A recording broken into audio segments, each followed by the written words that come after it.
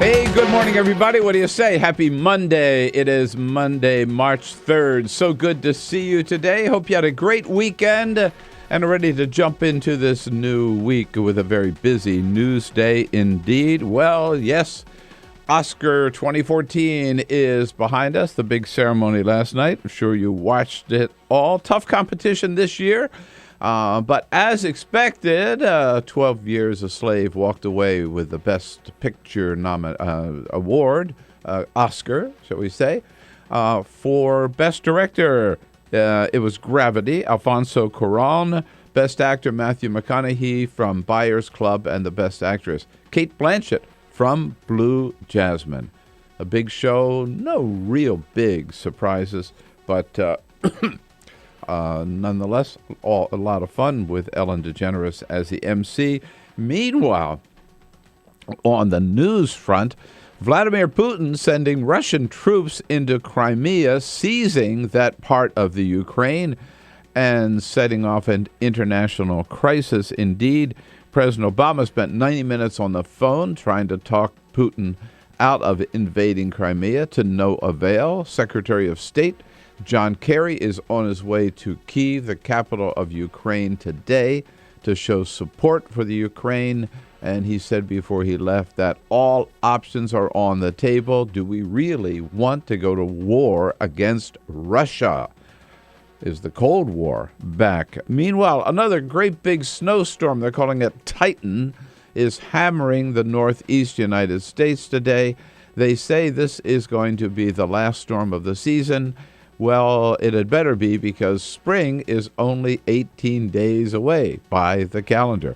All of that coming up and a lot more. Get your calls ready at 866-55-PRESS, the Monday morning Bill Press Show. This is the Bill Press Show.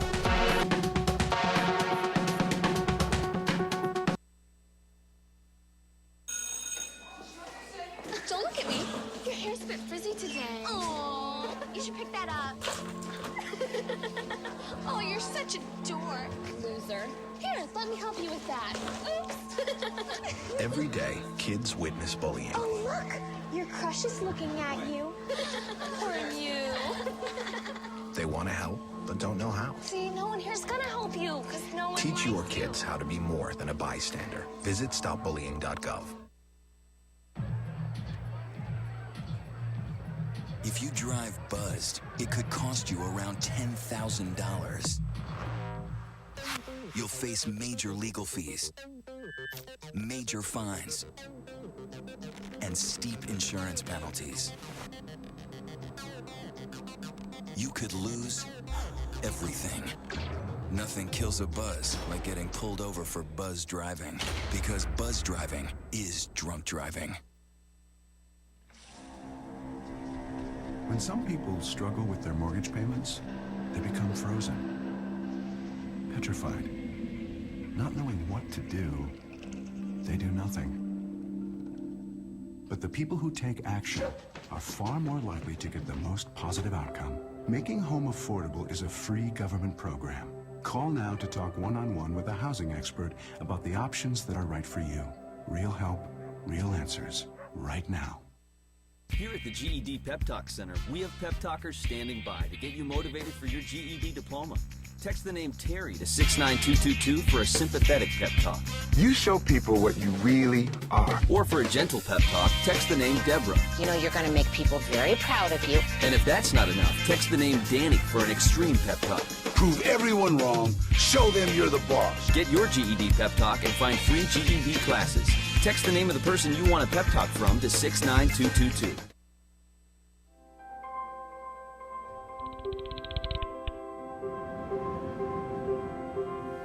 Did you see the world differently?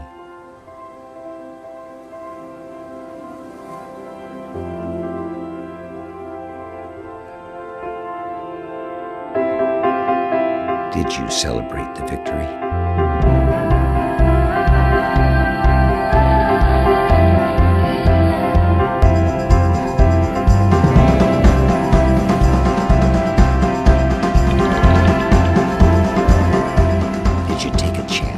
So today, I state clearly and with conviction America's commitment to seek the peace and security of a world without nuclear weapons.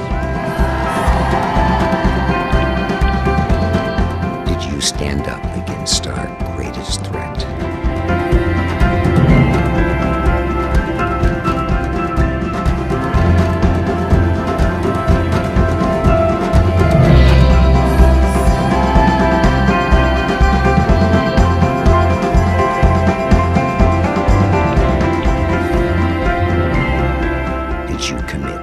Change the world.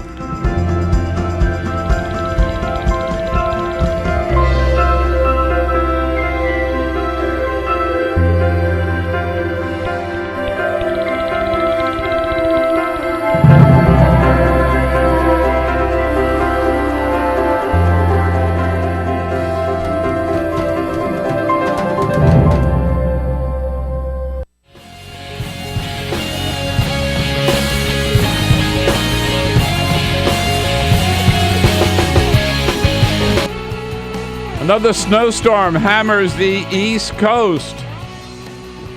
Well, spring is only 18 days away.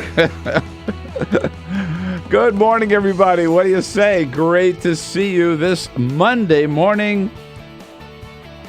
It is Monday, March 3rd, right? I'm just looking at this. Sure is. This little sheet in front of me says Friday, March 3rd. Yeah, wishful thinking. I may not know where I am, but I know what day it is. It's Monday, damn it. Damn it. Because we just got over the weekend. I know that. I didn't work yesterday. Didn't work today. Well, yes, I did a little bit on Saturday up at MSNBC, up with Steve Kornacki.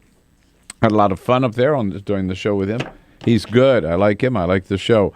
And I like you. And it's nice to see you this Monday morning. Again, hope you had a great weekend. I know you're hungover this morning because you're up late watching the Oscars last night. We'll talk about that and a whole lot more here. Or our Monday edition of the Bill Press Show, coming to you live on your local progressive talk radio station. Hello, hello, hello, wherever you are in this great land of ours. We're looking at you, too, on Free Speech TV, and we're looking at you on our video stream worldwide, all around the globe at TawkrTV, youtube.com/Tawkr, TAWKR TV. And through the snow, through the ice, we made it this morning. Peter Ogburn. Good morning, Peter. Hey. Welcome back from the West Coast. Thank you very much. You're like Pigpen with that cloud over you. You bring bad weather wherever you go. I was so excited. You brought the rain to the West Coast, and you brought the snow to the East Coast. I know, thanks. I booked a trip to the West Coast a couple months ago, and I said, you know what? I get out of the snow of D.C. I'll go out to of the beautiful weather. I mean, it's always nice in Los Angeles, right? Of course, never rains in Los Angeles. Rained the whole damn time we were there. Stupid. And that snow, which barreled across the Midwest again and across the plains, is now hitting the East Coast, and the biggest accumulation is supposed to be right here, Washington, Baltimore, Philadelphia. Yeah. So let it snow. Yeah. It is. Lisa Murphy here this morning. Good morning. Good morning. Made it in as well. Alicia Cruz did not.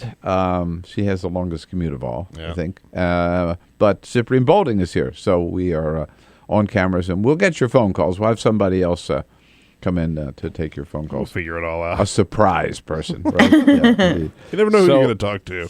Oscars, how many? Everybody stay up late watching the Oscars? A little bit. Didn't make it to the end there, though. Well, I didn't make it anywhere near the end. I watched the first hour, I'd say. Right. I didn't watch a minute of it. No. Whoa. Not 1 minute of it. Un-American. I had my Hollywood fix. I was actually there yesterday morning, and I left. Yeah, but you didn't see it. But as we know, no big surprise with the Best Picture. Everybody thought 12 Years a Slave. There were really, really good, several good films up. I loved Nebraska. I loved Philomena. I loved Her. I didn't see Wolf of Wall Street, but that got wiped out last night. Really but 12 Years a Slave, everybody thought would get the Best Picture, and it did. Alfonso Cuarón, Best Director for Gravity, which is really a slap at Martin Scorsese. People thought he would get that for Wolf of Wall Street. The film was too long. That's what killed it. Yeah, I don't disagree. I mean, they've given it to Scorsese. They've given Scorsese his Best Director nomination, and so I don't know that they felt the need to give it to him again. And I do think that Alfonso Cuarón was the favorite for that category. Mm-hmm. Matthew McConaughey, Dallas Buyers Club. A lot of people thought he would get that, and Cate Blanchett for the Blue Jasmine, just among the top, top winners. It is Wolf of Wall Street. I didn't see anything last night, and looking down at this list, I don't see them mentioned at all.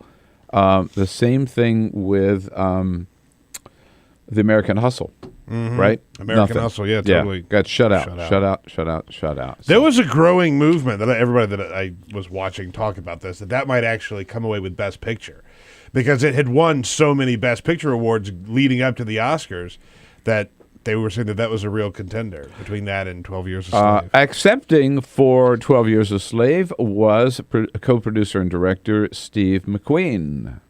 I dedicate this award to all the people who have endured slavery and the 21 million people who still suffer slavery today. And Cate Blanchett said there's a message there in Blue Jasmine. Perhaps those of us in the industry who are still foolishly clinging to the idea that female films with women at the center are niche experiences. They are not. Audiences want to see them, and in fact, they earn money.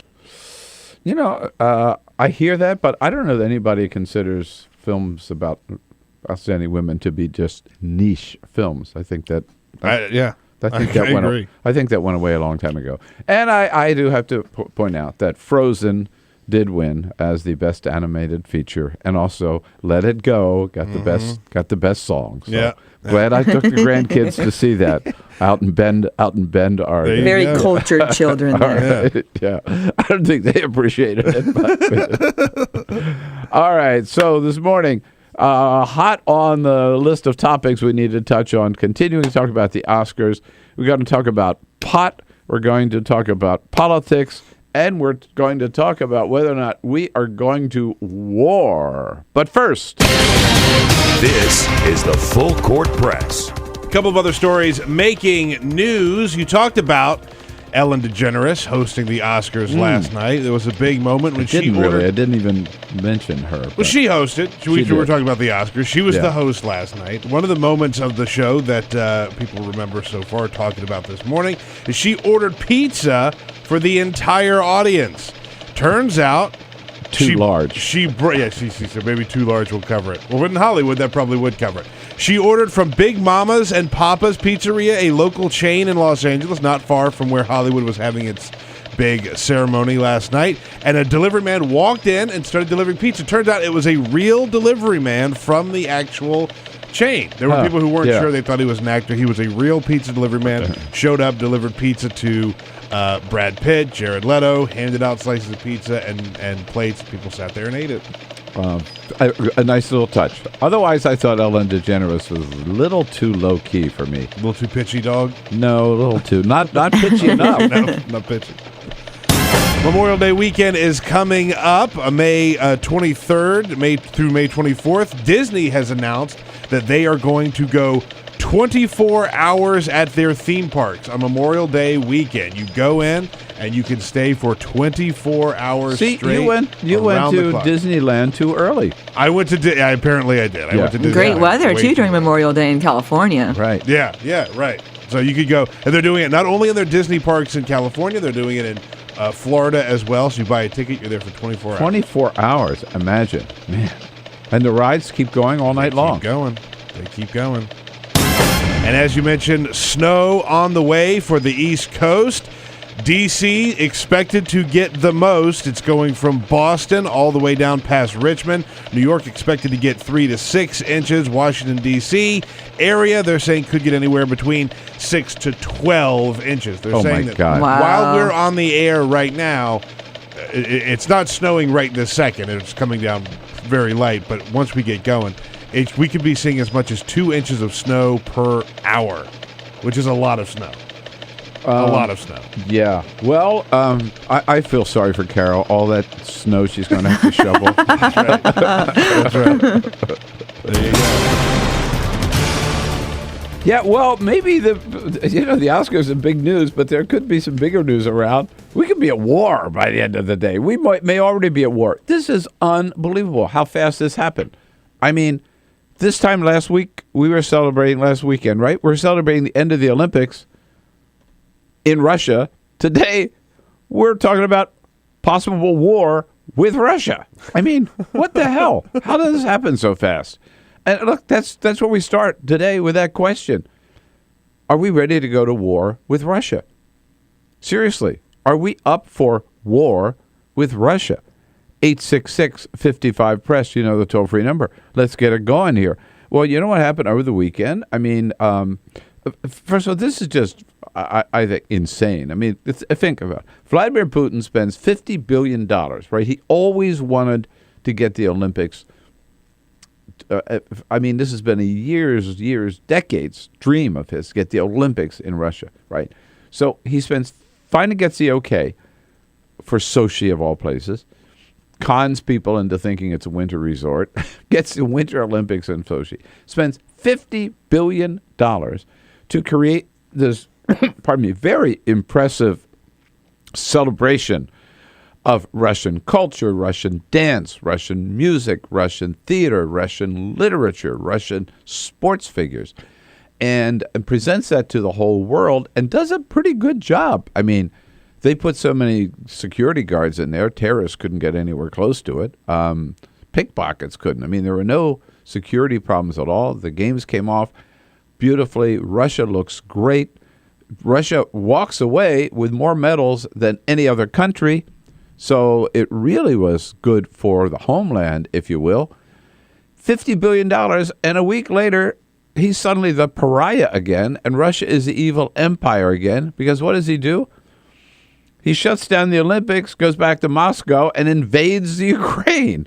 I mean, it's crazy. So over the weekend, he sent Russian troops into the Crimean Peninsula, where they took over government buildings, took over the media, took over the roads and the highways, took over the ports, and basically occupied that part of the country. So that part of Ukraine is now under Russian occupation, with Russian troops all over the place, Russian troops even digging trenches, indicating that they're there for the long haul, if you will. Russian troops surrounding a Ukrainian military base. And meanwhile, the Ukraine is saying, well, we're going to fight back. They have 3,500 troops in the Crimean Peninsula. The Ukraine does. They're not going to fight back. I mean, it's, the mouse versus the mountain here, right? And so they've turned, they just don't have the resources.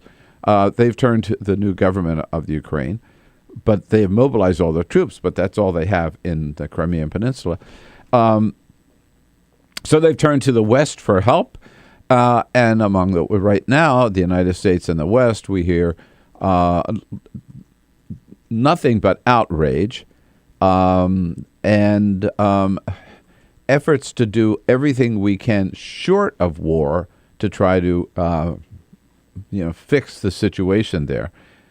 President Obama spent 90 minutes on the phone with Putin saying, hey, Vlad, this is not a good idea, huh? How about it? How about if we pull those troops back? Putin says, no, we've got a right to protect our own interest. Secretary of State John Kerry on his way to Kiev, the capital of the Ukraine, today. He'll be there tomorrow. He was on a couple of the Sunday shows yesterday. On This Week, he called it exactly what it is. What has already happened is a brazen act of aggression in violation of international law, in violation of the UN Charter, in violation of the Helsinki Final Act, in violation of the 1997 Ukraine-Russia basing agreement. Brazen act of violence there. And he goes on to say, here's what we are asking Russia for. We are not looking for a U.S.-Russia East-West redux here. What we want is for Russia to work with us, with Ukraine. With Ukraine in some peaceful solution. And Kerry said, we don't want war with Russia, but... The hope of the United States and everybody in the world is not to see this escalate into military confrontation. That does not serve the world well, and I think everybody understands that. The president has all options on the table. All options on the table. The president, in fact, came into the briefing room Friday afternoon on short notice and said there will be for Russia unless they withdraw a price to pay. The United States will stand with the international community in affirming that there will be costs for any military intervention in Ukraine. So there you got it. Russian troops have occupied the Crimean Peninsula. What do we do? What should we do? Do we want war with Russia? 866-55-PRESS. And if not, what other options do we have? Look, we didn't let Saddam Hussein get away with invading Kuwait. We actually went to war to push him out of that, the first Gulf War. Are we going to let Vladimir Putin get away with invading Crimea? 866-55-PRESS. This is the Bill Press Show.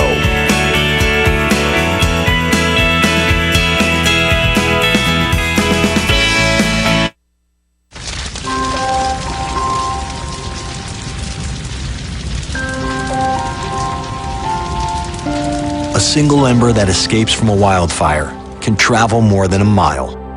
That single ember can ignite and destroy your home or even your community.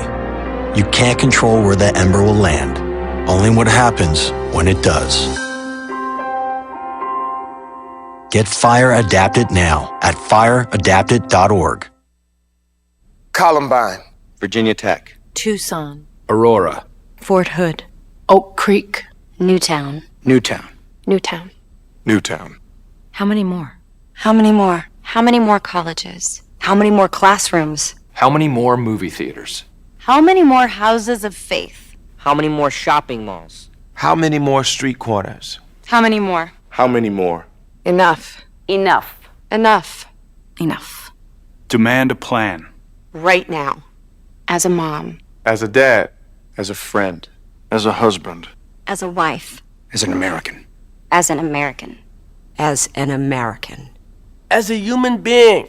For the children of Sandy Hook. Demand a plan. No more lists of names. It's not too soon. It's too late. Now is the time. Before we all know someone who loved someone on that list. No more lists. No more. Who they might have been. No more. If we had just done something yesterday. It's time. We can do better than this. We can do better than this. It's time.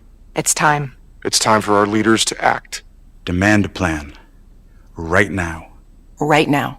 You! Demand it! Enough. Enough. Enough. Enough.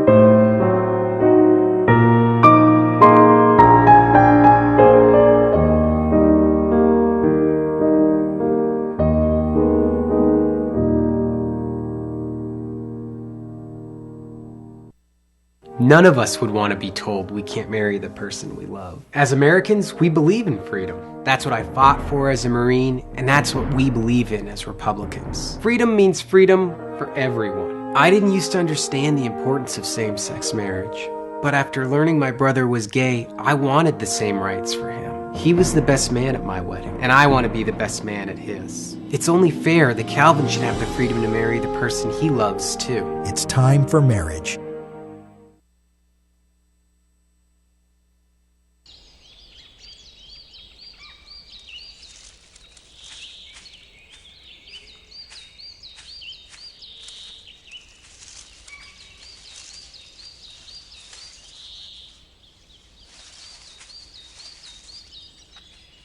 At Earth Justice, we defend the environment in the courtroom. Join our fight. When you take a seat, you take a stand. Earth Justice, because the Earth needs a good lawyer. So, I'm kind of new here, but I've noticed a trend. My human does this funny thing where she goes around and gets all my toys, and then she hides them in that basket by the door. You know, but it's always the same basket, and it's always in the same place. And then she acts so surprised when I find them, but, you know, she's putting them in the same basket. Again. It's like, hello, that's where you put it last time. You were the worst at hide and go seek.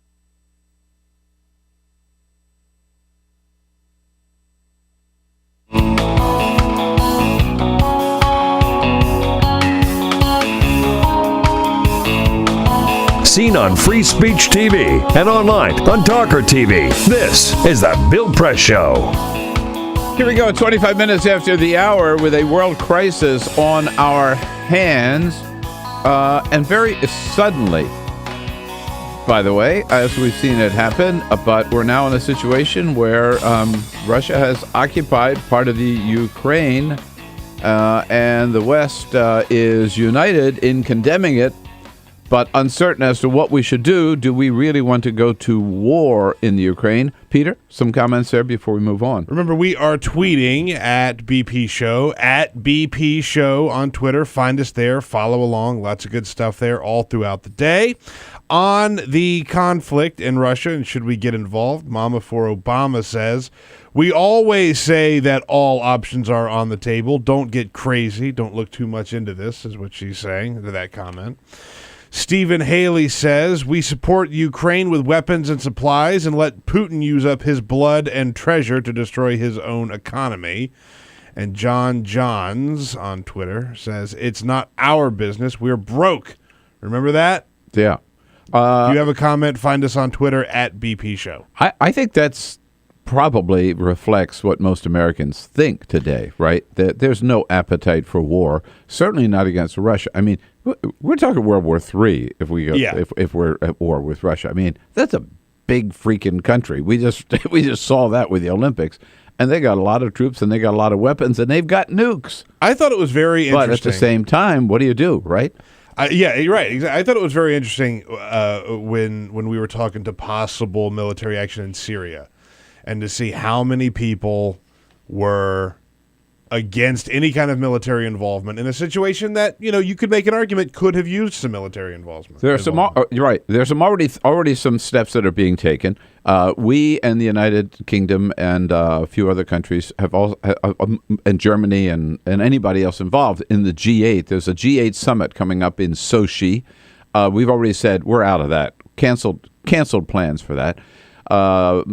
Senator Dick Durbin yesterday called for, which I think is a great idea, just booting Russia out of the G8, just telling Putin, I mean, we're no longer even going to allow you to play in our sandbox. A Russian trade mission headed for Washington has been canceled. A U.S. trade mission heading for Moscow has been canceled. Those are real concrete steps that we can take. Meanwhile, in classic form, Republicans are blaming President Obama. Yeah. No, not Vladimir Putin. And they're saying that when we agreed to partner with Russia in getting Syria to get rid of its chemical weapons instead of bombing Syria and invading Syria, therefore, that told Vladimir Putin we were weak, and that's why he invaded the Ukraine. So if you wanted to know whose fault it is, of course, it's Barack Obama's fault. Yeah. Thank you, Lindsey Graham, for nothing. This is the Bill Press Show. This is my computer. This is your computer. Let's go on the internet. Let's go. Click it. Yes. Okay. I cursor in between the R and the E. Pressing down, I want you to just push the period. She's gonna love me all over again. That's it. Jamaica, here you go. Here we go. Good job. Thank you. Thank you. And I did it by myself. Feel smarter. So, I'm kind of new here, but I've noticed a trend. My human does this funny thing where she goes around and gets all my toys, and then she hides them in that basket by the door. But it's always the same basket, and it's always in the same place. And then she acts so surprised when I find them, but, she's putting them in the same basket. Again. It's like, hello? That's where you put it last time. You were the worst at hide and go seek.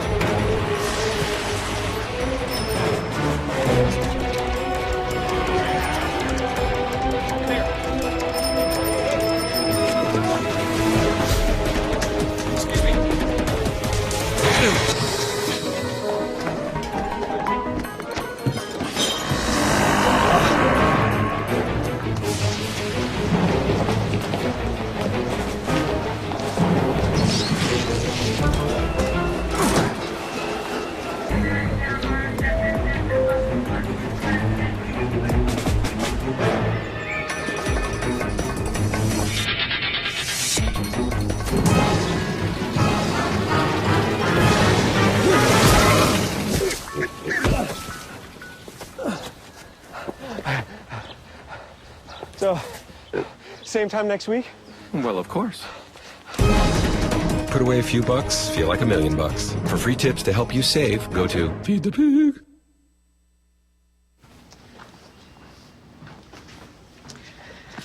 All right. I know this isn't any fun to talk about, but we should. Okay. So who's going to do what? I'll pack the dead batteries. Great.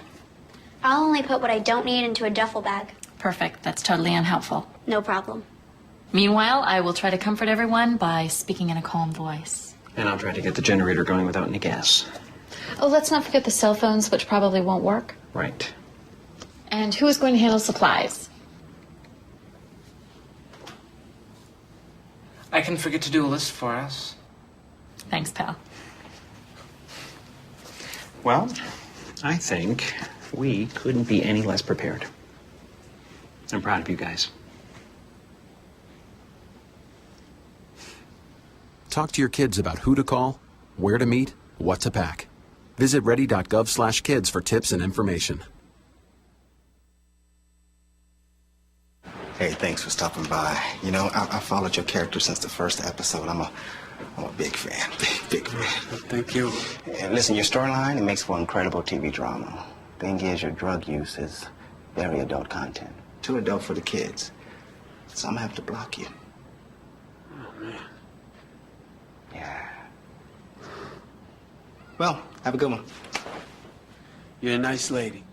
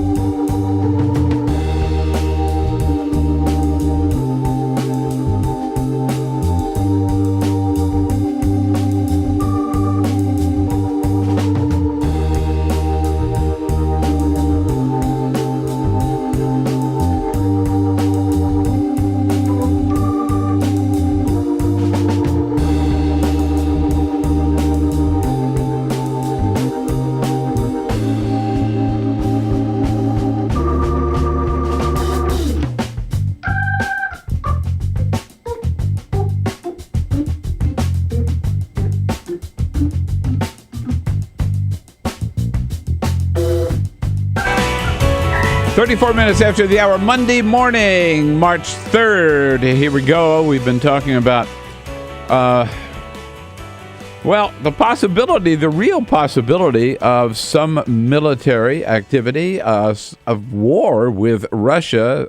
Vladimir Putin is certainly testing our will by sending in Russian troops to occupy the Crimean Peninsula. They are there, and the West is trying to decide what the hell we're going to do about it.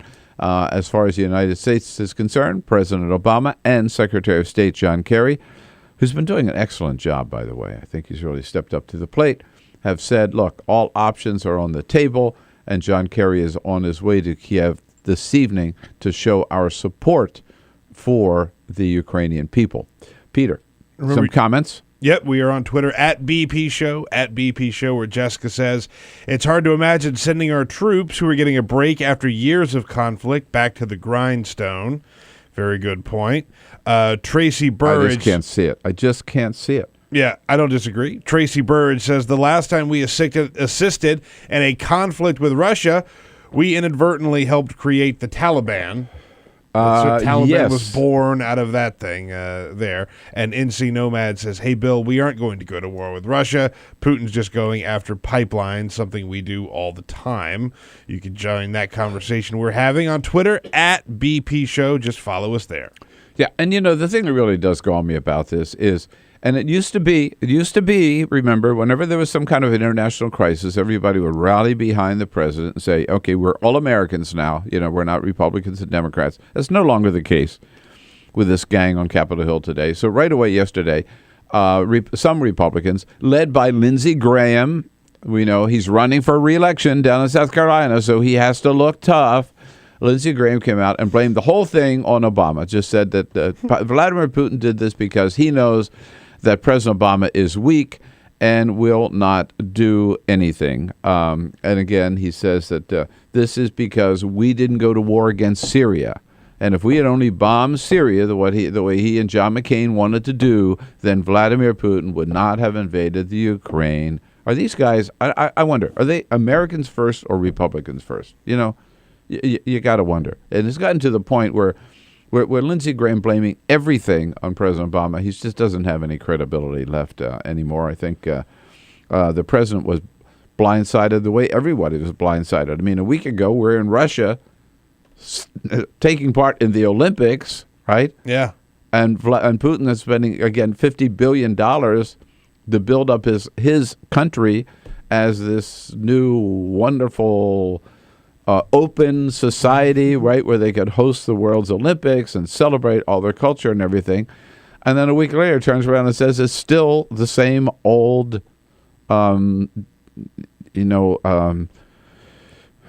outrigger sort of land of Russia, and he is still the tyrant that we always thought he was. Most of us did, except for George Bush, who, of course, who looked into his eyes and saw his soul. So what do we do about it here? Are we really any appetite for war? Dave is in Canton, Michigan. Hey, Dave, what do you say? Good morning. Yes, good morning. Thank you for taking my call. Listen, we're looking at this in the wrong perspective here. Uh-huh. This is an economic problem. Russia wants to join the European common market, and that's what Ukraine wants to do. But the United States policy is to keep Russia out. But we can catch more flies with sugar than we do with flypaper. We need to get the Russians into the common market because that's what they need in order to make them a peaceful country. Just like we. Yeah, Dave, it's interesting. I mean, I know the Ukraine does, but has Russia really said that they want to join the EU? Well, there's no doubt that that's what they want to do. When they broke up Economicon and broke down the wall in Germany, that's exactly what happened. They no longer have the trading partners they once had when they had Economicon. So now, what if you take away all their trading partners? We're still fighting the Cold War with them, and we need to stop fighting the Cold War. We need to give peace a chance. Well, no, I hear you, Dave, and I appreciate the call, but I mean, I think they're the ones who are not giving peace a chance, and I think what they've done effectively is they have they've lost all their trading partners now. I mean, Angela Merkel was quoted over the weekend saying she talked to Putin also, in addition to President Obama, and she says he's not living in the real world. He's just denying reality. And so none of the Western countries are going to be trading with Russia now. And any chances that they had, I don't think Putin ever wanted to be part of the European Union. In fact, that's one of the reasons that they were supporting Yanukovych in Ukraine, because remember they gave him $15 billion so Ukraine would not join would not join the EU and would not move toward the West in terms of where they got their economic support. But any chances that they had of even remaining independent of any trading ties with the West are gone now, at least until they withdraw their troops from the Crimean Peninsula. And I think that's what we've got to do. Again, so some of the steps that people are already talking about, and there would be more, is we have already announced we are canceling any plans to participate. There will be no G8 summit in Sochi. Russia may no longer be a member of the G8. That's what some members of Congress, led by Senator Dick Durbin, are saying. That would certainly, Putin loves to prance around the G8, as if he owns the place. That would really impact, I think, Putin's behavior.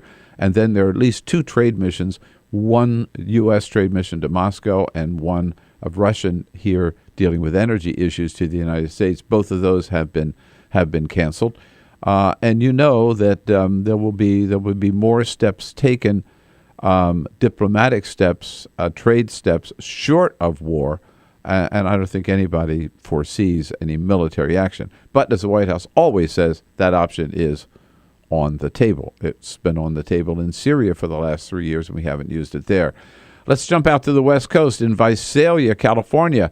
Joseph, what do you say? Good morning. Yes. All we need to do is offer Ukraine the armaments they need to give the Russians the hard time that they need to have. In other words, we should offer them aircraft, anti-aircraft, I hear, whatever else they need. Yeah, I hear you, Joseph. But if we do that, first of all, it's going to cost a lot of money, and it takes time to get those weapons there. I don't know how big the Ukrainian military force is, or whether they even have the training or the capacity to handle those weapons. But aren't you really? If you do that, you're really saying there's going to be a war, aren't you? It is a war. They've attacked. They're attacked. There already is a war. Well, there's no. Yeah, I think we're short of war right now, Joseph. There's an occupation force, if you will, in the Crimean, but they didn't come in. There have been no loss of life so far as I know right now. The Russian troops are there. They just rolled in. You know, the Crimean is mainly populated by Russian citizens, not Ukrainian citizens anyhow.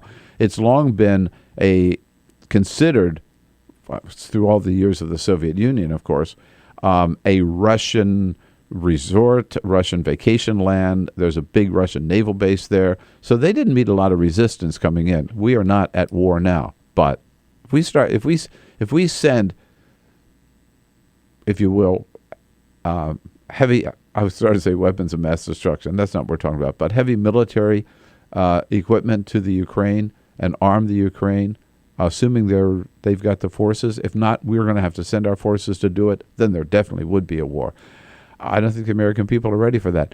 One more call before we move on. Brian's out in DeKalb, Illinois. Hello, Brian. What do you say? Yeah, morning, Bill. Yeah, morning. Just making the point that why do we got to be the police of the world? I mean, you think it's a bad thing. Look what Bush did to Iraq. He went in false pretense just bombed the place. I mean, the way it looks now, he's just like trying to defend for more years the people of Russia. I mean, seriously, look what we got to on our history books. Now, I hear you, Brian. I think that's the way a lot of the American people will feel. We can't be the policemen of the world, and at the same time, you can't just stand by and sit around and say, okay, we're going to let Vladimir Putin move into another country or part of another country and take it over and steal part of another country from a neighbor. So it's not easy. Short of war, though, I think the American people are ready to say, let's not let Vladimir Putin get away with seizing Crimean Peninsula again any more than we let Saddam Hussein get away with seizing Kuwait. It is the big story of the day, no doubt. When we come back, Scott Bland, senior analyst at the National Journal Hotline, will join us to give us their take, what they're working on the news of the day. Coming up on The Bill Press Show. This is The Bill Press Show.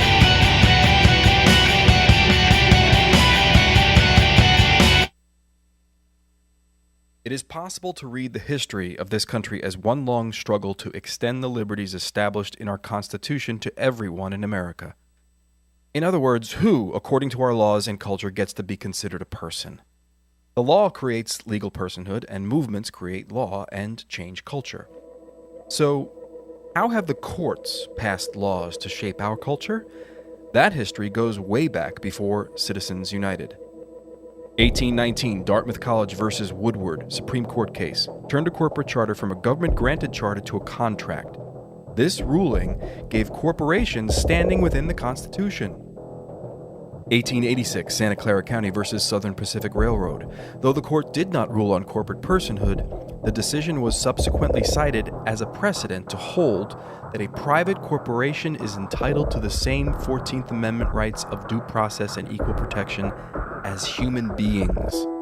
This makes it impossible for us to make laws that treat local businesses any differently than giant multinational corporations, even if their business practices are deemed to be harmful to workers, the environment and communities, or if they have a history of violating the law. Hale versus Henkel, 1906. The court granted corporations the Fourth Amendment search and seizure protection. Dodge versus Ford Motor Company, 1919. The Michigan Supreme Court says The business corporation is organized and carried on primarily for the profit of the stockholders. Stockholder primacy is established. The purpose of the corporation, according to the court, is no longer to serve the public good, as it had been. It is now to maximize profit for shareholders above all else. Pennsylvania Coal Company versus Mahon, 1922. Corporations get the Fifth Amendment takings clause, meaning if you pass a regulation that impacts a corporation's ability to make a profit, that is deemed a taking, and they can sue for the right to future profits lost. This creates a chilling effect, and local and state governments become much more hesitant to pass laws in the public interest for fear that corporations can claim loss of potential profits that cities and states will be on the hook to pay. Buckley versus Vallejo, 1976. The Supreme Court rules that spending money to influence elections is protected under the First Amendment, in effect saying that money is speech. Citizens United versus Federal Election Commission, 2010. Today, the Supreme Court of Chief Justice John Roberts declared that because of the alchemy of its 19th century predecessors in deciding that corporations had all the rights of people, any restrictions on how these corporate beings spend their money on political advertising are unconstitutional. The court's ruling threatens to undermine the integrity of elected institutions across the nation. It's a rejection of the common sense of the American people.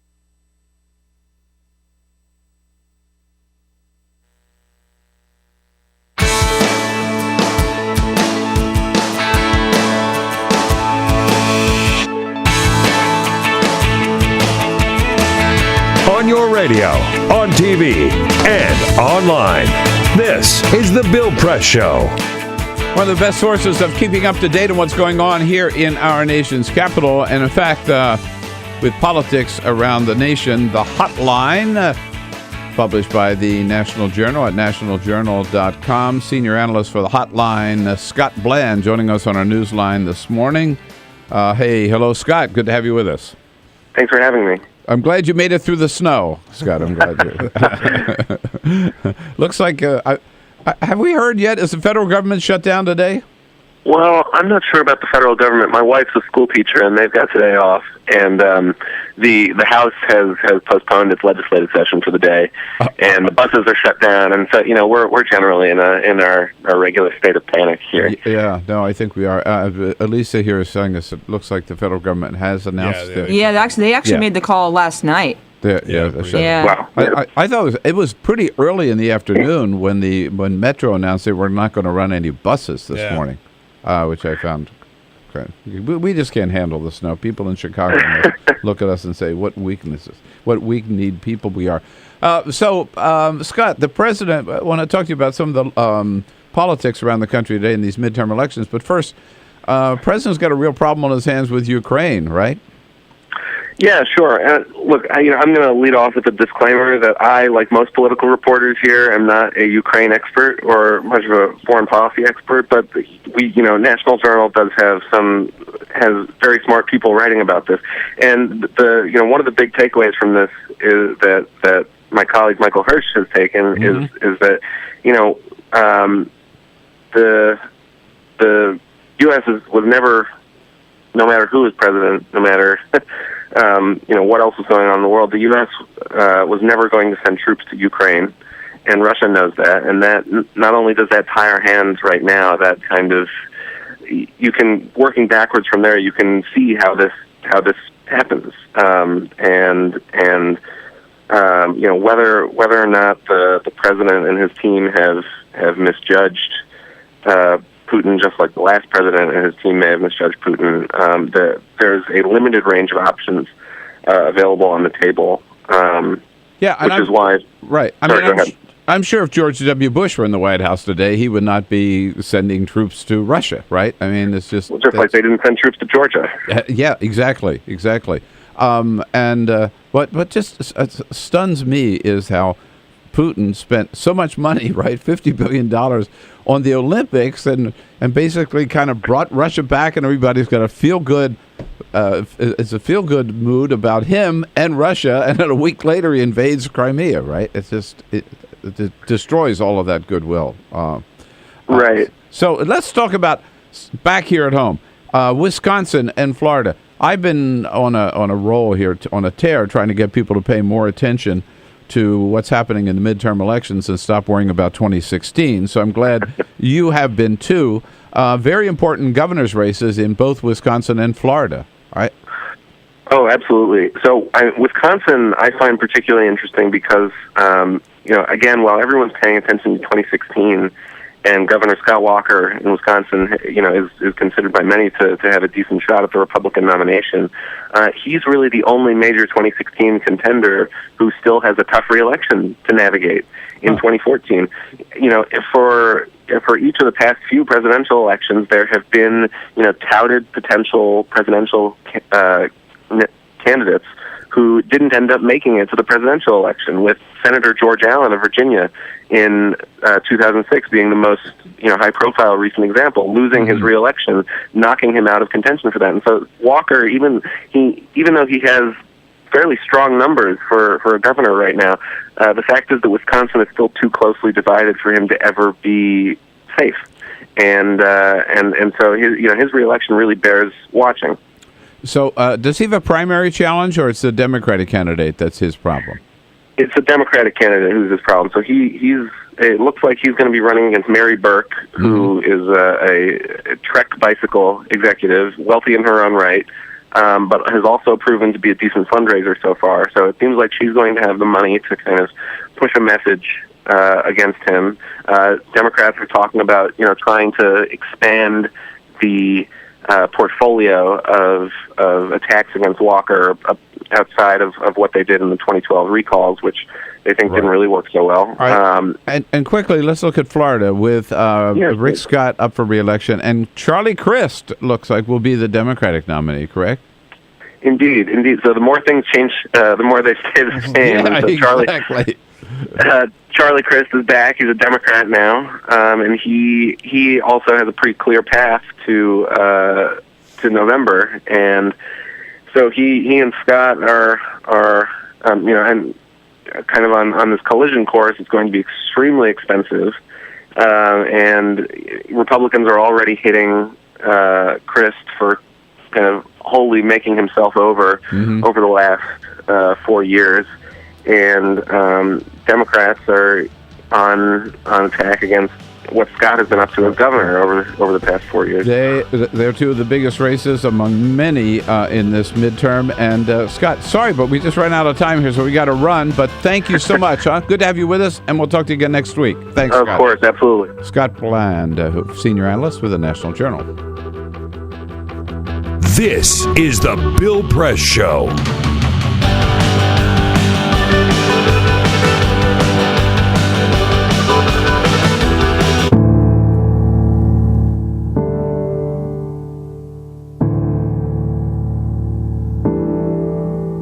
For more than 18 months, the members of AFSCME 3299 have been working to secure a new contract with the University of California. With workplace injuries at UC skyrocketing and government fines related to safety deficiencies at UC hospitals skyrocketing, Local 3299's top priority has been safe staffing at the workplace. We've been short of people for the last 5 years. They're stretching us thin, which the students are suffering, the faculty suffering, and the patients are suffering. While UC administrators have granted these standards to other UC workers, they have refused to make similar accommodations for AFSCME represented workers who perform the most physically demanding labor at UC. It takes a whole team to take care of the patient. It's not just the RN and it's not just the doctor. The nurses were able to win a great contract, and AFSCME workers, the patient care workers and service workers, they're part of the team, and they deserve that same fair contract too. We take pride into working for the university, and we feel like the university doesn't value the work that we do. But the second-class treatment of AFSCME workers doesn't end at safety and staffing. On wages, benefits, and other issues, UC refuses to offer AFSCME 3299 members the same respect they afford their other workers.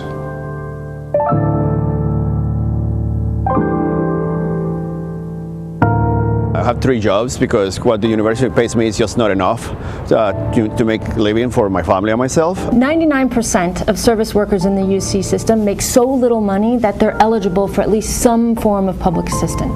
At the same time, the number of executives in the UC system that have crossed over into making at least $250,000 a year has more than doubled since 2008. The University of California has long been a beacon of hope and progress for those struggling for dignity and fairness. With such a proud history, it is disturbing to see the leadership of the university treat its lowest paid workers like second-class citizens. All workers at the university deserve equal treatment.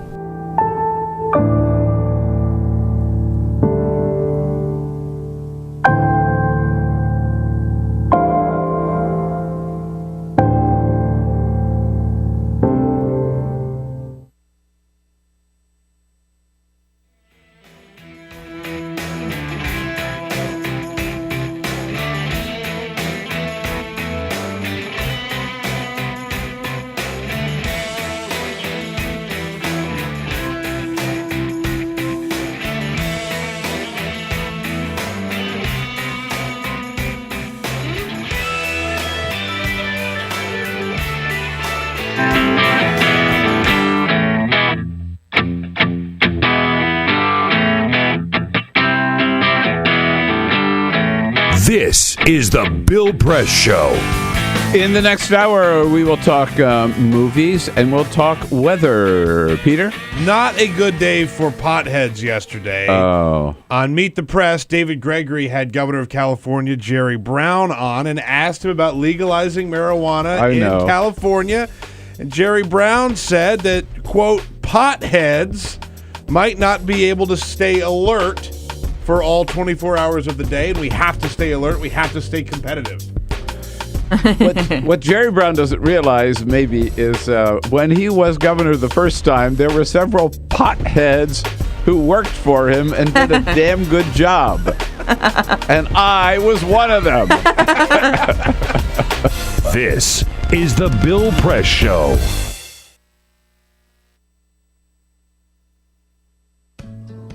You wouldn't let money just blow out of your house. So when your AC or heater is on, make sure the doors, windows, and fireplace flue are shut tight. If you're headed out, turn down the AC or lower the heat by 10 degrees. And always keep your water heater set at 120. A little bit of common sense goes a long way. Get more great tips at energysaver.gov. So, I'm kind of new here, but I've noticed a trend. My human does this funny thing where she goes around and gets all my toys, and then she hides them in that basket by the door. You know, but it's always the same basket, and it's always in the same place. And then she acts so surprised when I find them, but, you know, she's putting them in the same basket. Again. It's like, hello?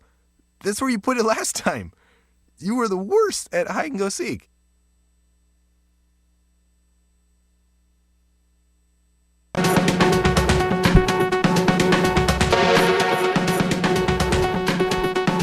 Hey, good morning, everybody. What do you say? Happy Monday. It is Monday, March 3rd. So good to see you today. Hope you had a great weekend and are ready to jump into this new week with a very busy news day indeed. Well, yes, Oscar 2014 is behind us, the big ceremony last night. I'm sure you watched it all. Tough competition this year.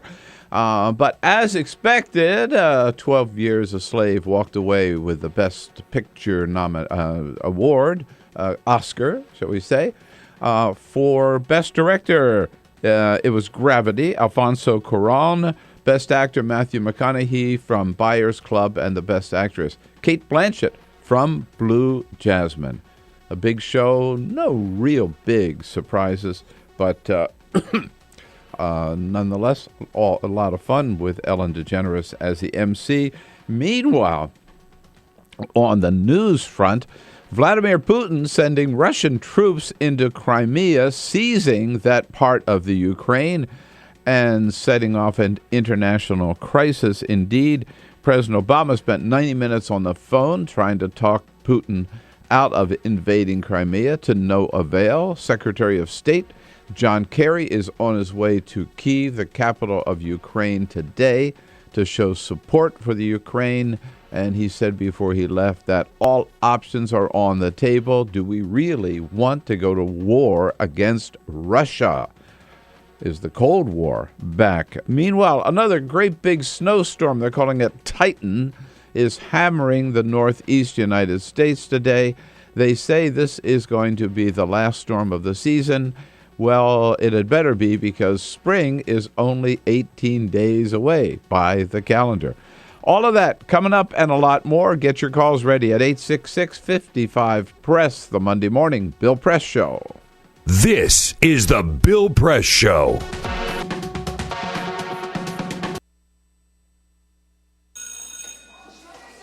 Don't look at me. Your hair's a bit frizzy today. Oh, you should pick that up. Oh, you're such a dork, loser. Here, let me help you with that. Oops. Every day, kids witness bullying. Oh, look. Your crush is looking at you. Poor you. They want to help, but don't know how. See, no one here's gonna help you, because no one Teach your likes kids how to be more than a bystander. Visit stopbullying.gov. If you drive buzzed, it could cost you around $10,000. You'll face major legal fees, major fines, and steep insurance penalties. You could lose everything. Nothing kills a buzz like getting pulled over for buzz driving, because buzz driving is drunk driving. When some people struggle with their mortgage payments, they become frozen, petrified. Not knowing what to do, they do nothing. But the people who take action are far more likely to get the most positive outcome. Making home affordable is a free government program. Call now to talk one-on-one with a housing expert about the options that are right for you. Real help, real answers, right now. Here at the GED Pep Talk Center, we have pep talkers standing by to get you motivated for your GED diploma. Text the name Terry to 69222 for a sympathetic pep talk. You show people what you really are. Or for a gentle pep talk, text the name Deborah. You know you're going to make people very proud of you. And if that's not enough, text the name Danny for an extreme pep talk. Prove everyone wrong. Show them you're the boss. Get your GED pep talk and find free GED classes. Text the name of the person you want a pep talk from to 69222.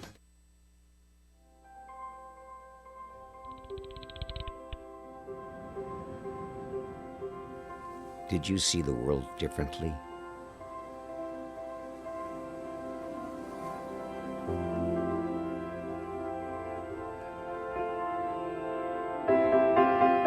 Did you celebrate the victory?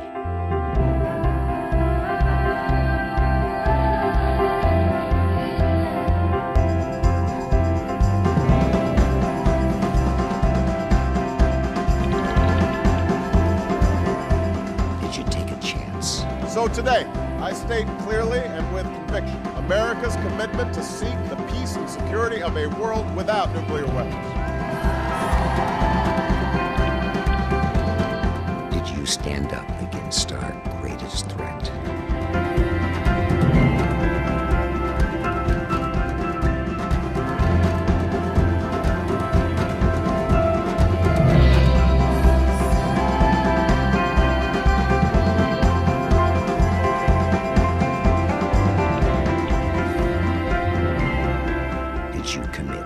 Change the world.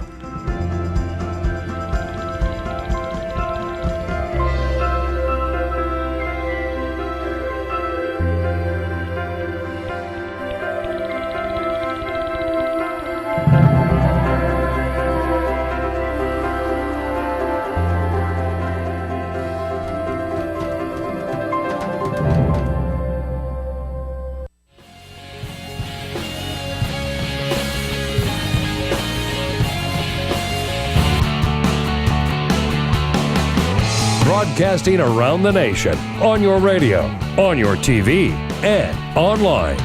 This is the Bill Press Show. The big winner, 12 Years a Slave. The big loser, Wolf of Wall Street. got shut out. Hey, what do you say? Hello, everybody. Good morning. Good morning. It is Monday, March 3rd. It is snowing in Washington, D.C., up and down the East Coast. And we're still here.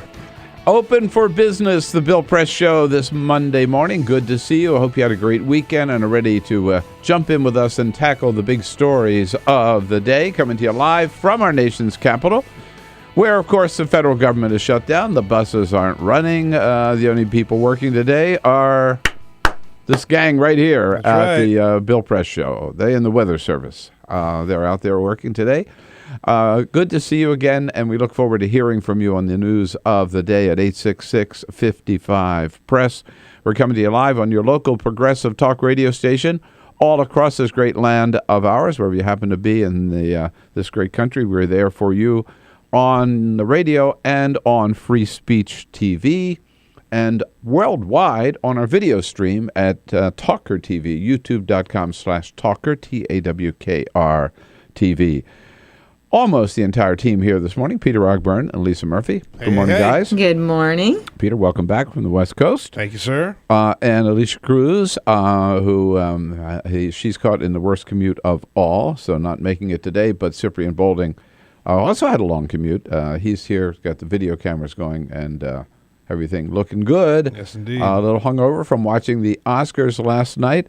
The first, I always like that at least one of the big four is announced right away, and that is the Best Supporting Actor. Yep. And it went to Jared Leto from Dallas Buyers Club. This is for the 36 million people who have lost the battle to AIDS, and to those of you out there who have ever felt injustice.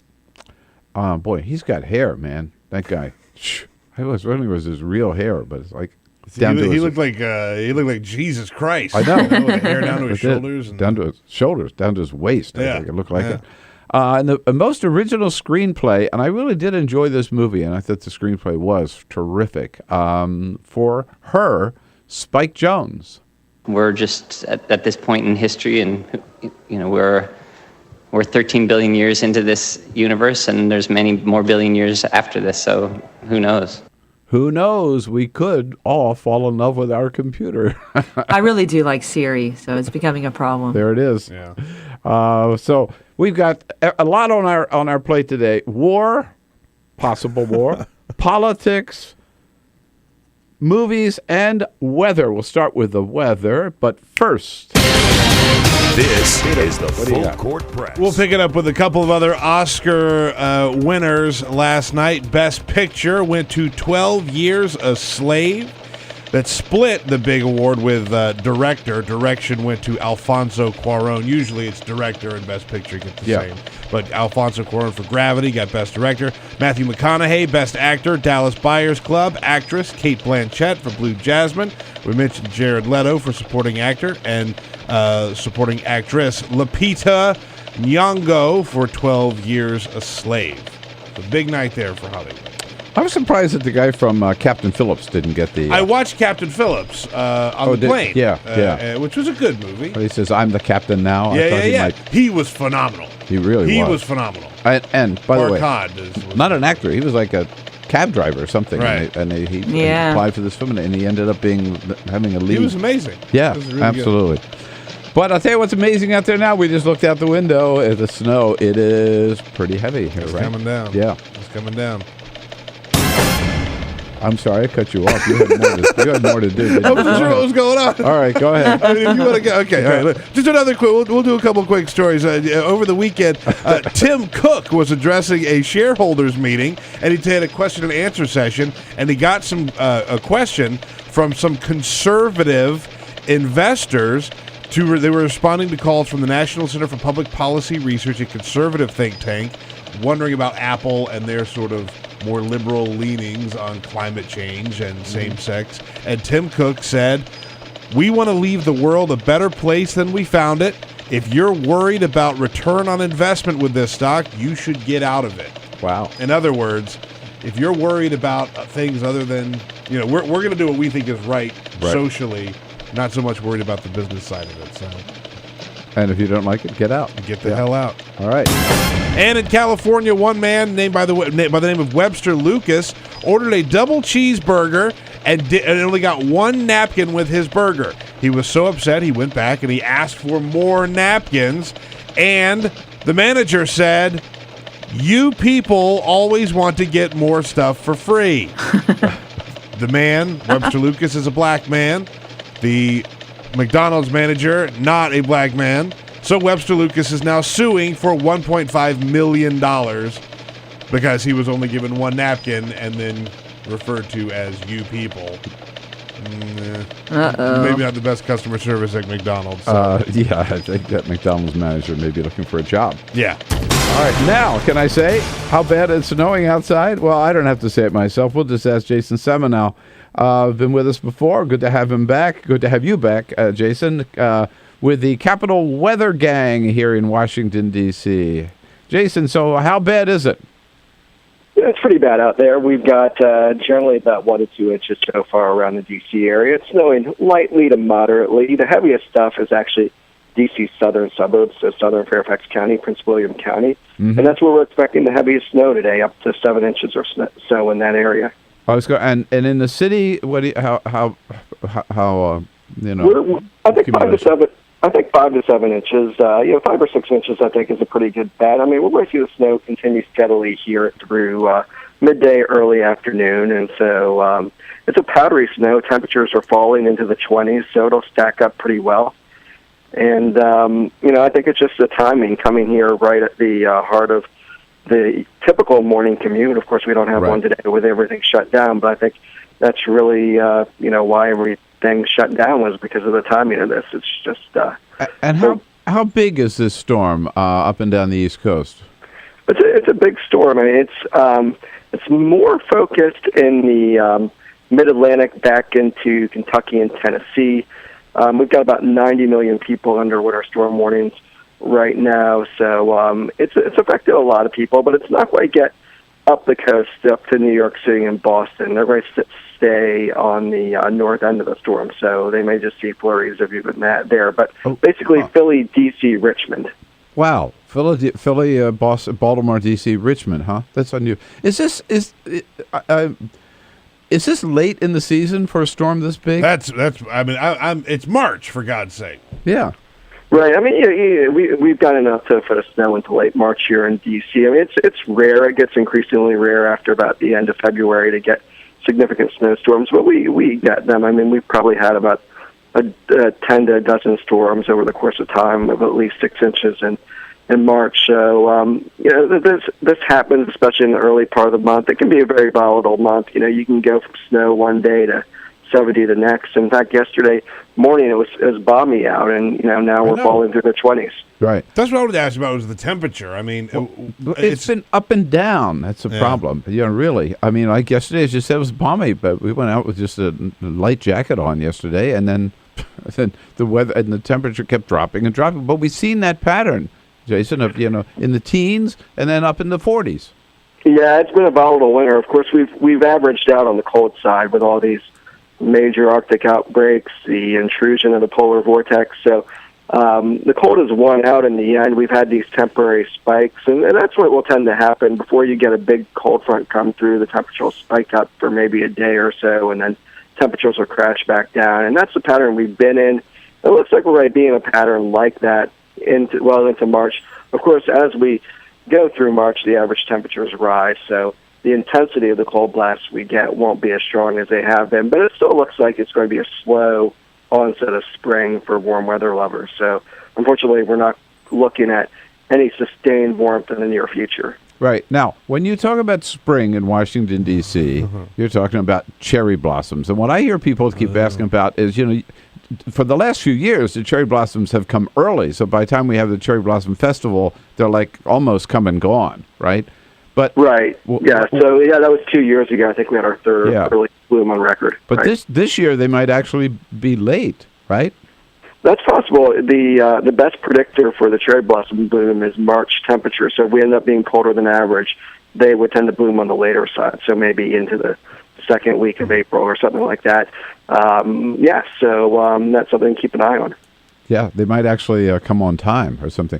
Now, I know that you're part of our gang here that we all depend on, the Capital Weather Gang. But have you taken a look at the Midwest, and do they see any relief to these cold temperatures and snow and ice? I think they're going to be in the cold, just like we'll be here in D.C. We're going to continue to see some outbreaks of cold Arctic air for the next week or two at least. So, gosh, it's been a really miserable winter in Chicago and Detroit and Minneapolis. I think Minneapolis has had something like 40 or 50. No, I think it was 54 nights where it dropped below zero, the third most on record, or some ridiculous statistic like that. So, yeah, I don't know if we're going to see a lot more sub-zero cold, but it's going to continue to be raw and cold, I think, for the next couple of weeks out there. So, and, having lived in Madison, Wisconsin, I know it can take forever for spring to arrive. It can take into May or gosh. So you just got to be patient out there. Right. Oh, you hear that? All of our good friends at 92.1 The Mic out in Madison, Wisconsin, we're telling you, be patient. I learned that. I went to school up in Niagara Falls, New York, and I had learned to be patient, too, in terms of waiting for spring.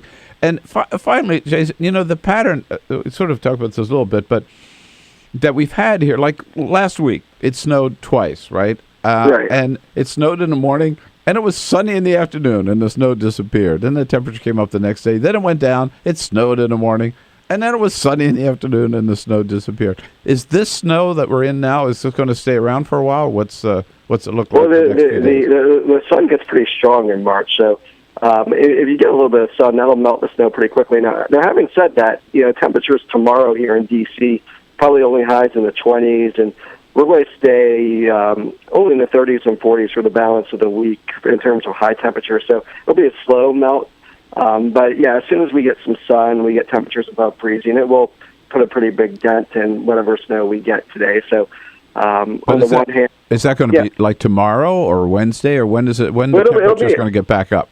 Well, it'll be sunny tomorrow, but it'll be cold with highs in the 20s. But even with those cold temperatures, the March sun will melt some of the snow, but it'll probably be not until Thursday or Friday that we get back into the 40s or so. So it'll probably take a good part of the week to melt the snow. That's the bottom line. It's been a few years since we've had a winter with so much accumulation of snow, Jason. How you guys are earning your dollar this year? It must be exciting for you. Yeah, it's been busy. It was the snowiest winter since 2009-2010, which was our snowiest on record, and one of the top 4 snowiest winters in the last 25 years. So definitely notable around here. Yeah. All right. Good. Well, Jason, thanks so much. It's a busy day for you, I know. Thanks for taking time for us this morning, as you have several times before. And I doubt that we'll talk to you again about another snowstorm this season, but who knows, right? Who knows? Yeah, some of the models show a threat in about a week, so keep your eyes on that. We're ready for it. All right, Jason. All right. Thanks, Jason Samenow at Capital Weather, where you can find them on Twitter. It's the Capital Weather Gang. Do a great job here. I swore I thought I just heard him say we might get another snowstorm in a week. Hey, it's only March. Yeah, I mean, by next week it's going to be the middle of March. I like the snow. I like the snow. I also like the spring. You know what? There won't be any spring this year. Yes, we're going to jump. Right. The way this weather's been going, we'll probably jump right into summer. Flip a switch. Yeah, there you go. This is the Bill Press Show.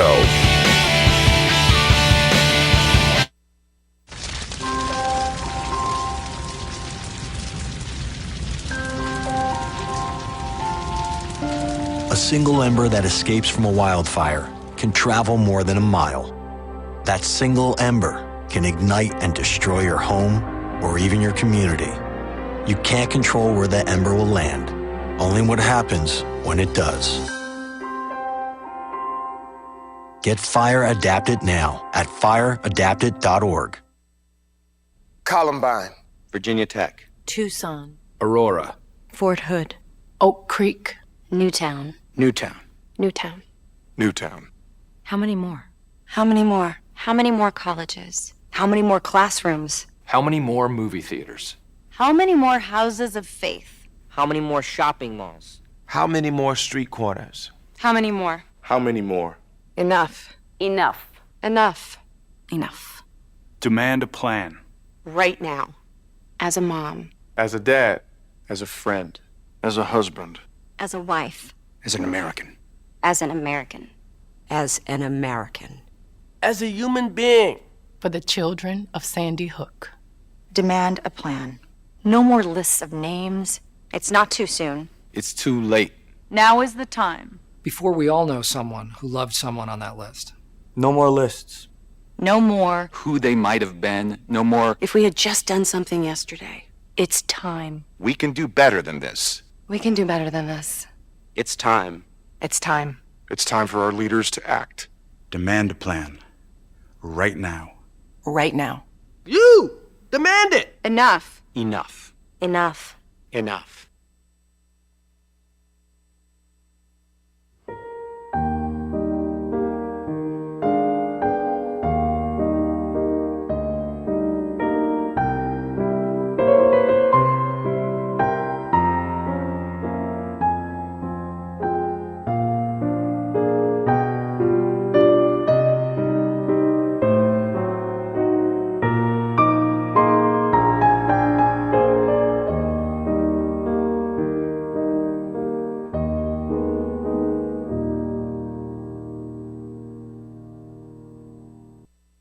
None of us would want to be told we can't marry the person we love. As Americans, we believe in freedom. That's what I fought for as a Marine, and that's what we believe in as Republicans. Freedom means freedom for everyone. I didn't used to understand the importance of same-sex marriage, but after learning my brother was gay, I wanted the same rights for him. He was the best man at my wedding, and I want to be the best man at his. It's only fair that Calvin should have the freedom to marry the person he loves, too. It's time for marriage.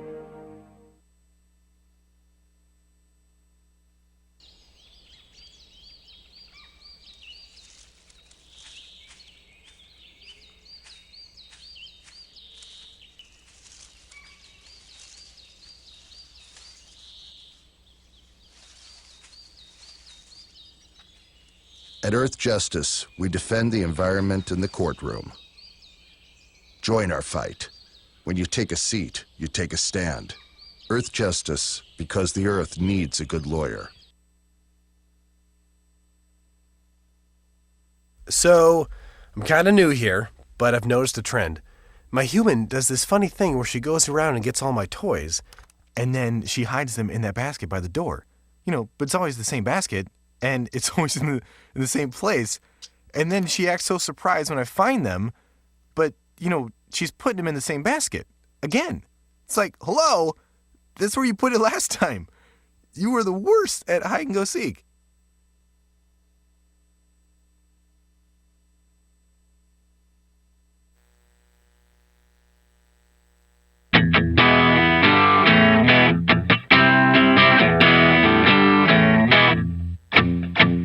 This is the Bill Press Show. At 24 minutes after the hour, we should have somebody. I can't see a window from here, so to know how bad it's snowing. So we should have somebody run out every break. Yeah, just to see. Yeah, and tell us how deep it is. Yeah. Sure. Are we going to be able to get out of here? We get snowed into the studio. We'll get out of here. Believe me, I'm not staying in the studio with you guys all day. All right, Cyprian has the salt, he just said. Good. Oh, he's got the salt. As long as take you Cyprian has home. a bag of salt, we'll get out of here. All right, 25 minutes after the hour, we're going to go to the movies with Ann Hornaday from the Washington Post and review all the Oscar winners and losers in the next segment here. But just a little time out. I think if the most serious story of the day is the possibility of war with Russia, I think the most ridiculous story of the day is all this excitement and hubbub in the media about the Clinton papers. This is the dump of documents that occurred on Friday. About 4,000 pages of documents were released by the Clinton Library. They were held for 13 years, had to be held for 13 years after President Clinton left. But the Clinton Library sort of was reluctant to release them until they were forced to by newspapers demanding them and filing a Freedom of Information Act. So they are out, and they are documents that show some insights into some of the conversations and that were had, and some of the advice given by aides to the president and the first lady during the 8 years of the Clinton presidency. So that's where all this comes from. Well, the media has been scouring them. This is a bigger treasure trove than the Christie emails. And they've been scouring them to find out what these documents say about Hillary Clinton and what happened during the first Clinton presidency, how that might impact what we would see if there were a second Clinton presidency with Hillary on the throne, of course, rather than Bill. And they have come up with some bombshells, real bombshells. For example, back in those days, she thought that there could be real political hell to pay over her health care legislation, particularly if they didn't get it passed. She said, quote, "If we don't get this done by the close of business next year, if this isn't signed, sealed, and delivered by Election Day 1994, I think we can forget about doing very well in that election." Shocking! God. That she knew that healthcare might be a political problem. Just absolutely stunning. Get the Pulitzer Prize ready. Yeah, okay. That's what she thought. That's what she said. And you know what? She was right. They didn't get the bill passed. And the next year, 1994, Democrats lost control of the House, mainly over health care. But what does it mean for her run for president in 2016? No, Bill? it's just, I mean, we're really burying the lead here. Yeah, I know. That's that's what everybody wants to know. They also, so then she's getting ready in 1999. She's thinking about maybe running for the Senate the next year. And she gets this advice. When you talk to reporters, the advice is, it's important that your tone stay informal and relaxed. Don't be defensive. Look like you actually want to answer their questions. Even on the annoying questions, give relaxed answers. And this is Mandy Grunwald who's telling her, and be careful to be real. Again, get the Pulitzer Prize ready. The reporter that found that nugget in the Clinton papers. This is so much to do about nothing. We didn't learn anything new from these documents. This is the Bill Press Show. This is my computer. This is your computer. Let's go on the internet. Let's go. Click it. Yes. Okay.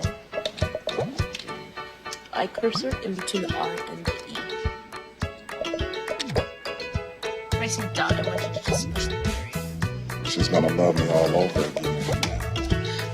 That's it. Jamaica, here you go. Here we go. Good job. Thank you. Thank you. And I did it by myself. Feel smarter. So, I'm kind of new here, but I've noticed a trend. My human does this funny thing where she goes around and gets all my toys, and then she hides them in that basket by the door. But it's always the same basket, and it's always in the same place. And then she acts so surprised when I find them, but, she's putting them in the same basket. Again. It's like, hello, that's where you put it last time. You were the worst at hide and go seek.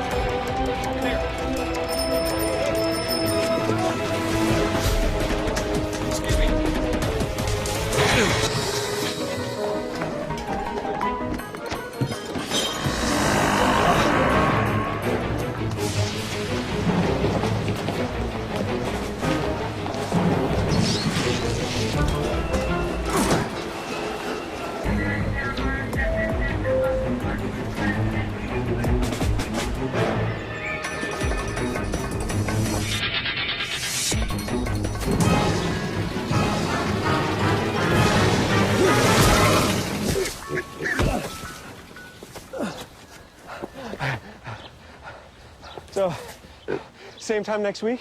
Well, of course. Put away a few bucks, feel like $1 million. For free tips to help you save, go to Feed the Pig.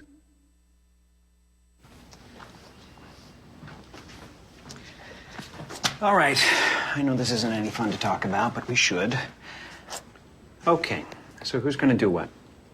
I'll pack the dead batteries. Great. I'll only put what I don't need into a duffel bag. Perfect. That's totally unhelpful. No problem. Meanwhile, I will try to comfort everyone by speaking in a calm voice. And I'll try to get the generator going without any gas. Oh, let's not forget the cell phones, which probably won't work. Right. And who is going to handle supplies? I can forget to do a list for us. Thanks, pal.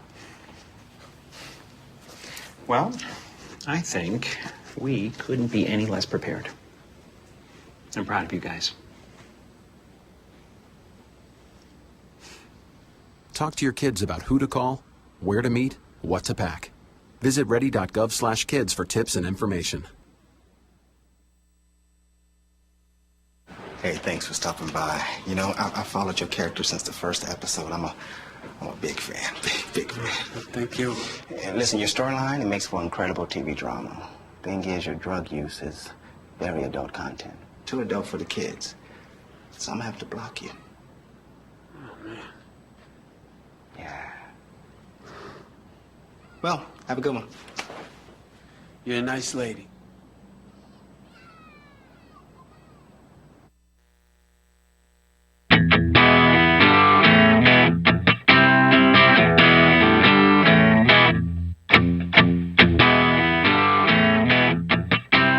On your radio, on TV, and online. This is The Bill Press Show. Okay, 33 minutes after the hour. Monday morning, March 3rd, coming to you live from our nation's capital, where everything is shut down here for another big snowstorm of this winter 2014. Federal government's closed. There are no buses running. Schools are closed, and businesses, a lot of businesses are closed, but the Bill Press Show, we are here, and we are brought to you today by the International Association of Sheet Metal, Air, Rail, and Transportation Workers. Figure it out. Sheet metal, air, rail, and transportation. Put them all together. What do you get? SMART. The SMART Union. SMART-union.org is their website, and you can check out more of their good work.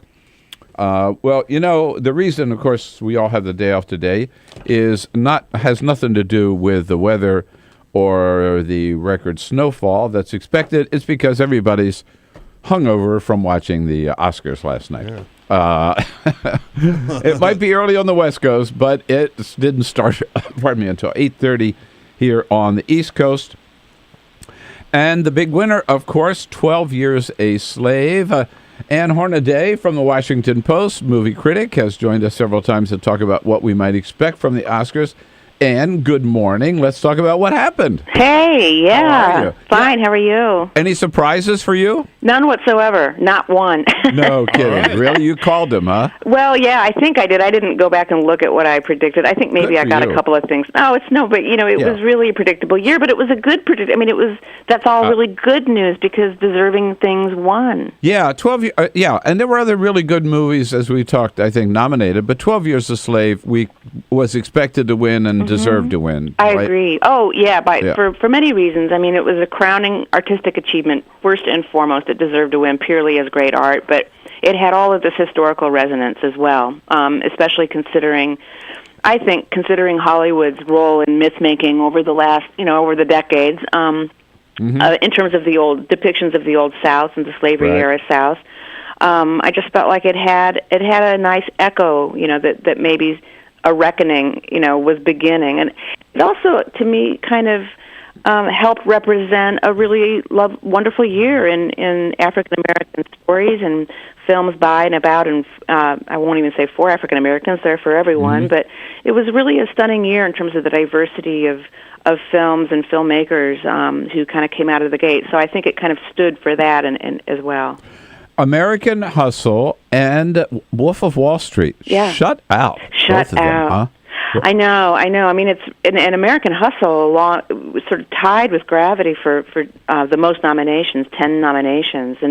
But once I started penciling in what would probably happen, I realized, gee, I thought it might take screenplay.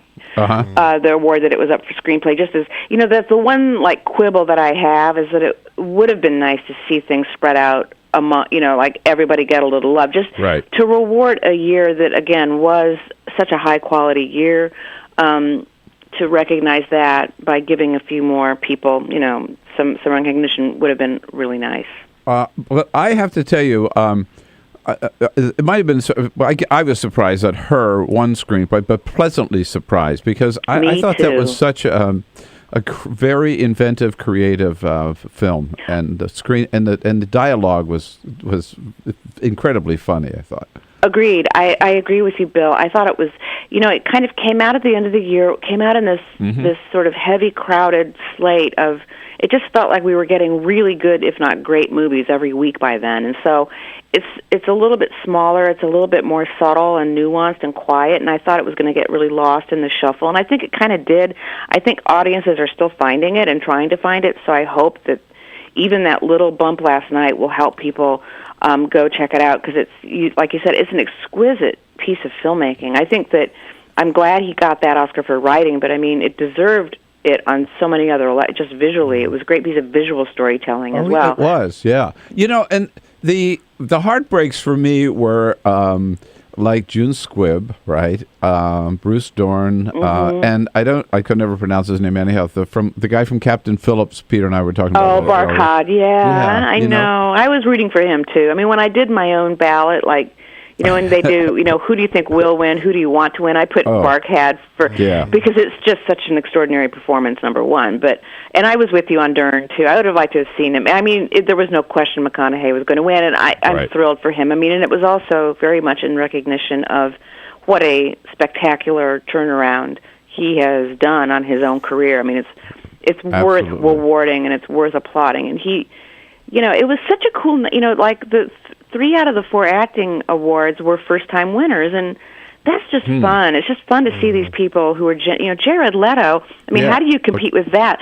The most perfect Oscar speech. It was such a beautiful speech. Oh no, it was absolutely. It was like he was reading it off the teleprompter. Oh, I couldn't believe it. Which he wasn't. No, it was absolutely perfect. It was perfect. And so Kate then, is a second. This is the second Oscar for her. Yes, because she had won for. Oh God, now I'm gonna get it wrong. Did she win for Elizabeth? She should have. I didn't mean to put you on the spot. I just couldn't remember that she had won before. Yes, she had won for supporting before, so that wouldn't have been Elizabeth. Yeah, she had won for supporting. I can't remember what it was. But she was. Oh, I know what it was. It was The Aviator. I was about to say The Aviator. Yeah. Okay. Oh, really? Exactly. Huh. She played Katharine Hepburn. All right, so let's be honest here now, okay? All right, just between us girls. Oh, okay. What do we think of Ellen?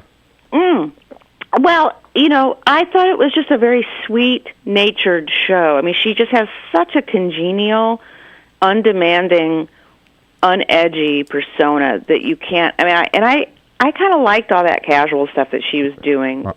It ate up way too much time. Yeah, it did. The pizza stunt was really funny, but it just ate up way too much time. Yeah. I mean, that I don't fault her, but I just think it would be nice if they could restructure the show, because Leto was the first he was the first award, number one. Right.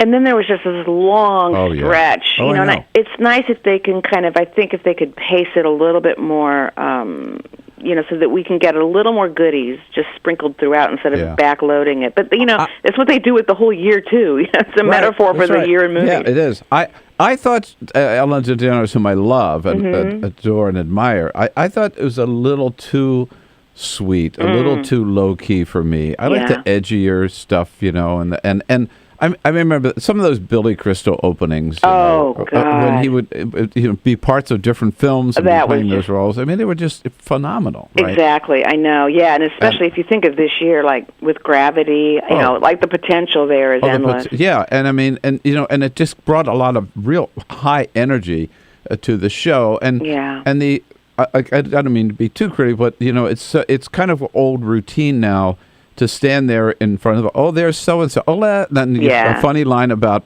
Bradley Cooper, right, or over there, and then a funny line about the Meryl Streep, right, and she picks them out, but I know. Yeah, I hear what you're saying. Easy. Yeah, I think it's funny when you're watching it. Like usually, most years I've been chatting or blogging or tweeting or something, and so that makes it go so much more quickly when you're when you have something else to do while you're watching the show. Right. And last night was the first night I was sitting there in the newsroom kind of just watching it and waiting, and boy, did it sink in. It's like, oh man, this thing is long. It's a long 3 hours, huh? It is a long sit, especially when there are no real surprises, Right. Mm-hmm. But I just thought, like Lupita Nyong'o, I mean, what a yes. journey she's had, and she's just, I mean, what a lot of industry people tell me is that this whole award season is sort of the industry's chance to see what you got. It's like you're if you get nominated as an ingenue like she did, it's a chance to kind of earn your bones in a way on the circuit. It's kind of like politicians. Like, can they sustain a race?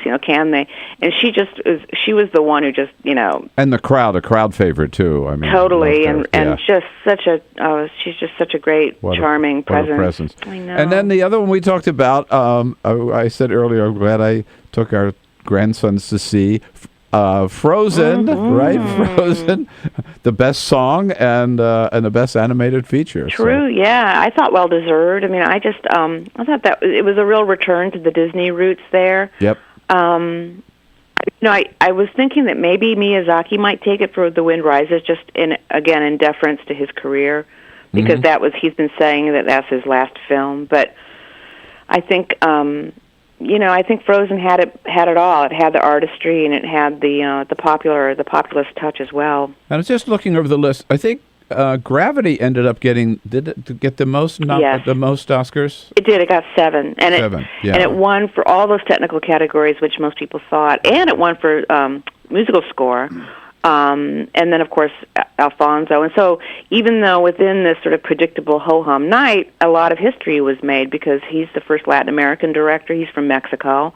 He's the first Latin American director to win Best Director, and 12 Years is the first movie to be directed by a black director that took Best Picture. So history was quietly made, even as it was, trudging, people were sort of trudging along to their foregone conclusions. Yeah, that's interesting. There was not a lot made out of that. I didn't recognize that until just now. Yeah, how about that? Well, it was a magic night. It always is. Yeah, it was nice, and it celebrated a year that was. It was a really great year, and I thought it was worth celebrating. And it's always nice to see when the awards are consonant with the quality of the work. Yeah, absolutely. Well, it's been fun to watch some movies with you this year. Really, a lot of fun. I'm having fun too. And we'll go out and watch a few more once they start rolling out. We'll talk again soon. Great. Thanks, Ann. Thank you so much, Ann Hornaday, movie critic for the Washington Post.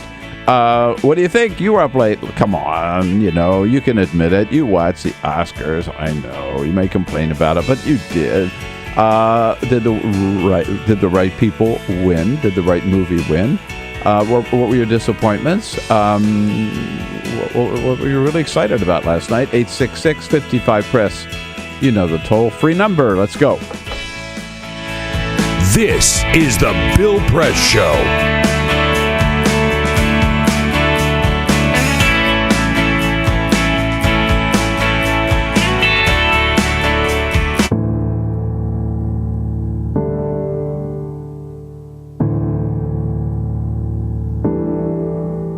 For more than 18 months, the members of AFSCME 3299 have been working to secure a new contract with the University of California.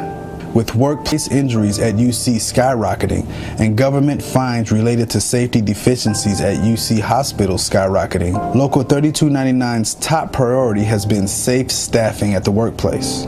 We've been short of people for the last 5 years. They're stretching us thin, which the students are suffering, the faculty suffering, and the patients are suffering. While UC administrators have granted these standards to other UC workers, they have refused to make similar accommodations for AFSCME represented workers who perform the most physically demanding labor at UC.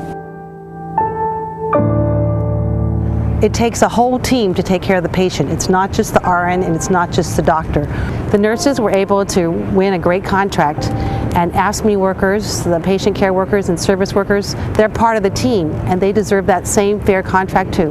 we take pride into working for the university, and we feel like the university doesn't value the work that we do. But the second-class treatment of AFSCME workers doesn't end at safety and staffing. On wages, benefits, and other issues, UC refuses to offer AFSCME 3299 members the same respect they afford their other workers.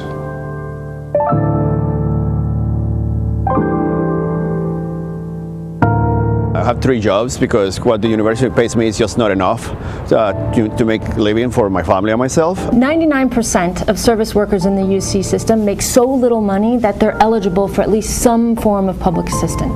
At the same time, the number of executives in the UC system that have crossed over into making at least $250,000 a year has more than doubled since 2008. The University of California has long been a beacon of hope and progress for those struggling for dignity and fairness. With such a proud history, it is disturbing to see the leadership of the university treat its lowest paid workers like second-class citizens.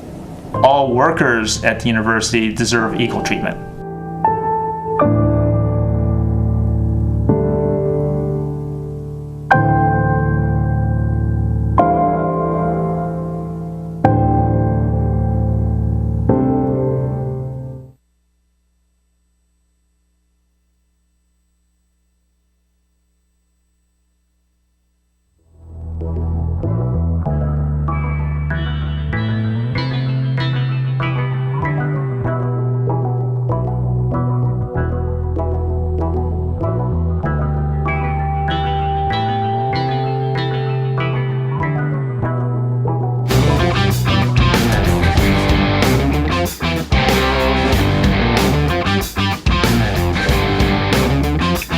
Connect with The Bill Press Show on Twitter. Follow us at BP Show and tweet using the hashtag WatchingBP. This is The Bill Press Show.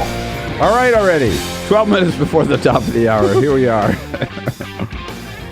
On a snowy Monday morning here in our nation's capital, shut down. No buses, no planes, no federal government.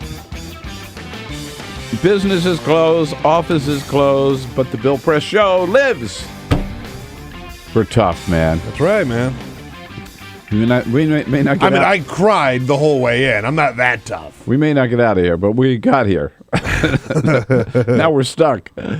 Anyhow, they're calling the storm Titan. Yeah. When did they start naming winter storms? Oh, come on. Hurricane's okay, but you know. I am so anti-naming winter storms. This whole thing was concocted by the Weather Channel. I'd say the Weather Service doesn't take a look at this. They're not the ones that started doing it. What's the latest with Titan? Although, check the Weather Channel. If I was going to be a storm name, I mean, Titan's pretty good. I want to be a Titan. Titan's pretty good. Yeah. That way you can get the T-shirt, though, if you survived it. I survived Titan. That's what this is all about in marketing. Next week's storm is going to be Ulysses. Yeah, that's right. We have remember to the Titan. Alphabetic.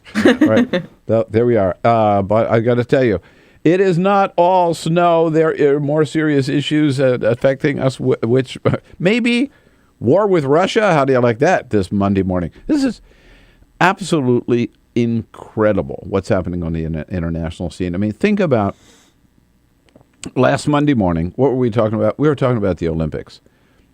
Closing ceremonies, Americans doing really, really well, Russia winning more medals than anybody else, and that Russia was kind of back and had earned all this respect and admiration around the globe because of the Olympics they put on, no security problems, and we all were celebrating Russian culture, music, and dance, and literature, and art, and on, and Putin pulling it off, even though he spent $50 billion. But it's sort of, refurbished his reputation and the standing of Russia as a country. And a week later, it's destroyed because what does he do? He comes home from Sochi to Moscow and sends the Russian army over the weekend into the Crimean Peninsula and basically occupies and seizes a part of the Ukraine and refuses to leave. President Obama spent 90 minutes on the phone with him trying to talk him out of it. And he's no. Angela Merkel from Germany calls him and says, "Hey, Vlad, this is a big mistake." No, he's on his own. He's defiant. He says he's got a right to protect Russian interests, and that means he's got a right to seize part of the Ukraine. Secretary of State President Obama has said there will be a price to pay for this. Secretary of State John Kerry is on his way to Kiev to stand there with the Ukrainian people. And before he left, Secretary of State John Kerry said on this, I think it was this week. He was on several shows yesterday, but I think this is from this week. Yeah. And he said, look, he called it just exactly what it is. Here's what happened.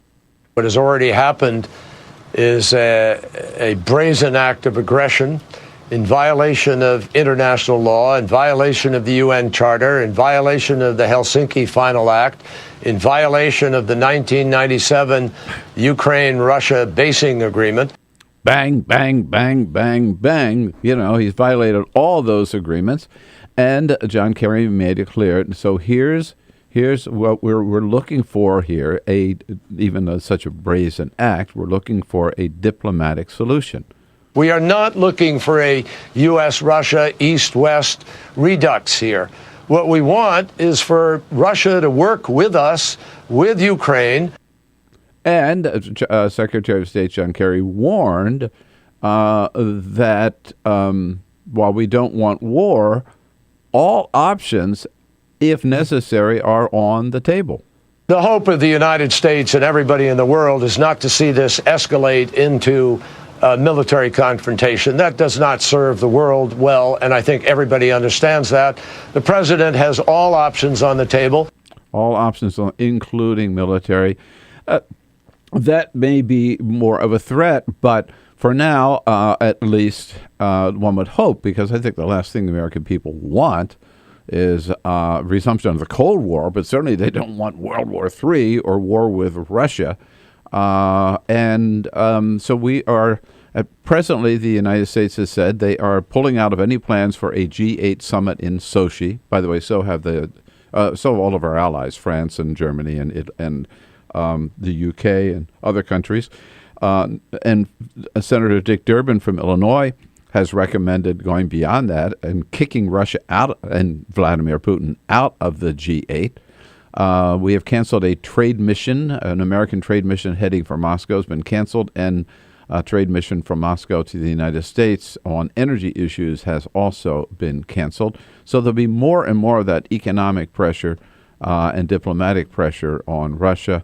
Again, but the United States is saying we reserve the right either to take action ourselves or to help arm the Ukraine people.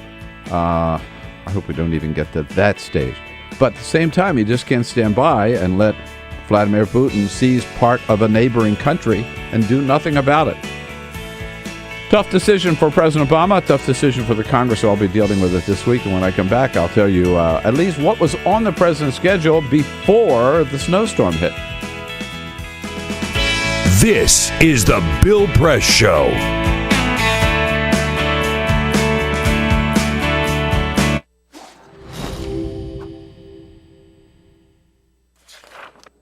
In 1920s America, the Great Depression effectively erased consumer demand. Struggling manufacturers needed new ways to get people buying again.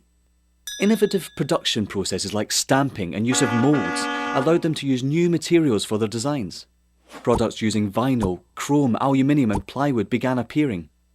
American industrial designers began introducing streamlined, efficient shapes that shouted progress. Bel Geddes pioneered what we now refer to as utilitarian art. Things that had little reason to look sleek now all of a sudden did. At the 1939 World Fair featuring Bel Geddes' immensely popular Futurama exhibit, a new era of American industrial design proudly claimed to be building the world of tomorrow. Americans found great positivity in these futuristic forms. Yay. Things were looking up. American industrial designers realised that by making objects look great, people simply wanted them more. From cars to kitchen appliances, the most influential society on earth was spending money again. Mass consumption had arrived. Advertisers finally had lots to talk about. Personal taste could be expressed through the things you bought. Style became equally as important as function. Chair designers like Eames and Saarinen didn't just design seating, they created desirable lifestyles. People behind the products suddenly were stars. Everyone wanted to know who they were. Raymond Loewy was one of the shining lights of American industrial design. His face ended up on every coffee table in the nation. Toothpaste packaging promised whiter teeth. Washing powder packaging promised whiter whites. Who knew such simple household objects would shape the tastes and ambitions of an entire society? American industrial design improved America, functionally, culturally and intellectually, and exported it around the globe.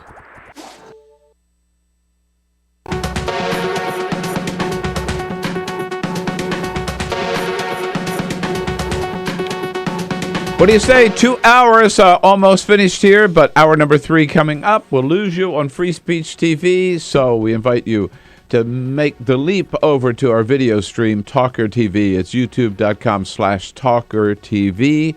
In the next hour, we're going to be talking with Emily's List about the problems that women candidates still face around the country, getting unusual attacks just because they are women. And we'll also get the latest on efforts to legalize marijuana in more and more states. All of that on this snowy Monday morning. Stay tuned.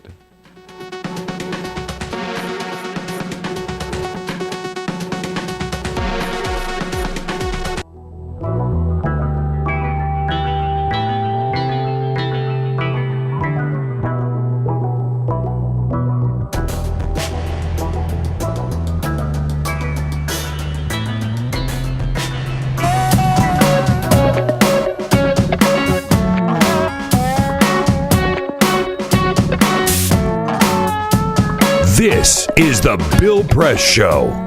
In the next hour, we're going to talk about politics, particularly challenges that women candidates face around the country with Marcy Stech from Emily's List, and also talk about the growing movement to legalize pot around the country with Alan St. Pierre from NORML. President Obama, he and the Vice President get the daily briefing today. They may still do that. They're scheduled to have lunch today. They may still do that. And then he's scheduled to have a bilateral meeting this afternoon with Prime Minister Netanyahu. And there's supposed to be a briefing with Jay Carney at noon. Don't know whether those last two things will happen. Stay tuned. This is the Bill Press Show.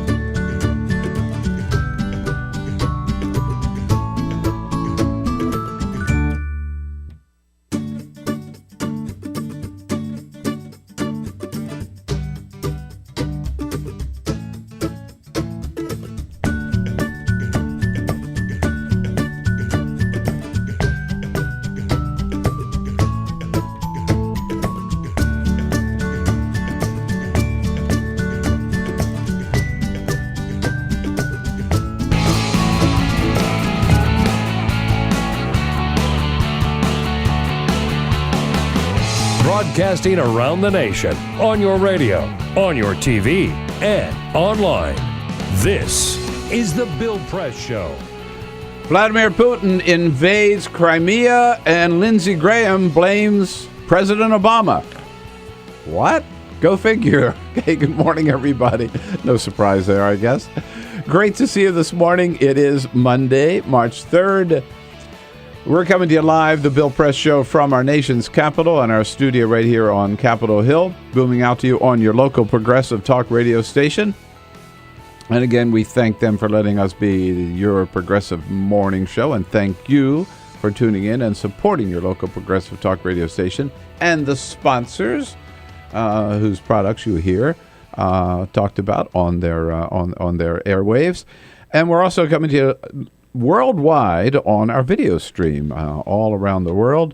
25 countries tuning in last time we checked on our video stream at youtube.com/TawkrTV. Coming to you front live from our nation's capital, which is shut down for a big snowstorm today. Federal government is closed. There are no buses running. A lot of stores are closed. Offices are closed. But we made it in, and we are here to stay. We may not get out of the studio, but we made it into the studio. Yeah. And Marcy Stech from Emily's List actually made it in also. I mean, the regular team here, but to have a guest come in, you on get the Spirit Award. I know. You get the Spirit Award. You get the Spirit Award. job. I love snow. It makes me feel alive. Well, you got a lot of living today, though.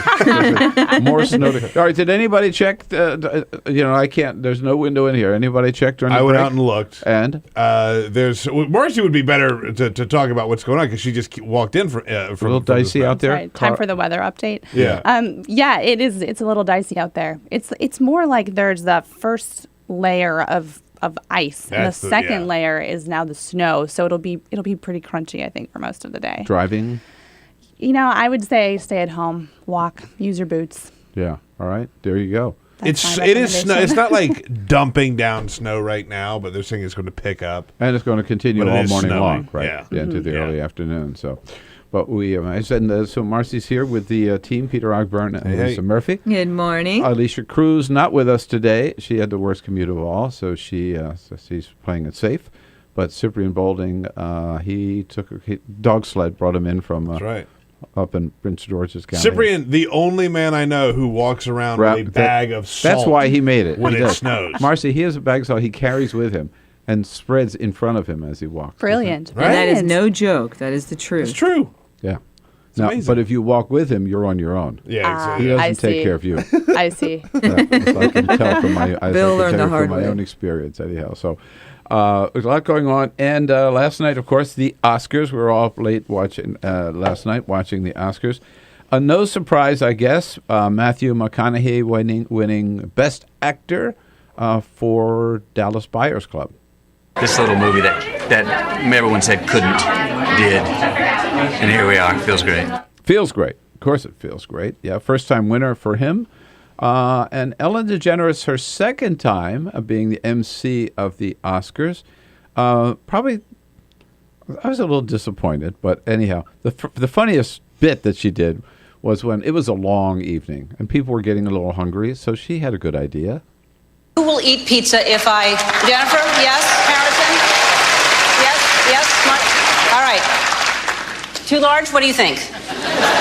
Too large? And she ordered it. And a good delivery guy walked in and delivered the pizza and started handing out slices to the front row. It was very funny. But I was watching the video of Hollywood celebrities in their tuxedos and gowns eating pizza. This is great. I know, stars, they're just like us. They're just like us. They eat pizza. How about that, right? I know. You know what? I bet you next year they'll have pizza delivered for everybody in the place or something. Right. It's going to become a new tradition. Right. All right.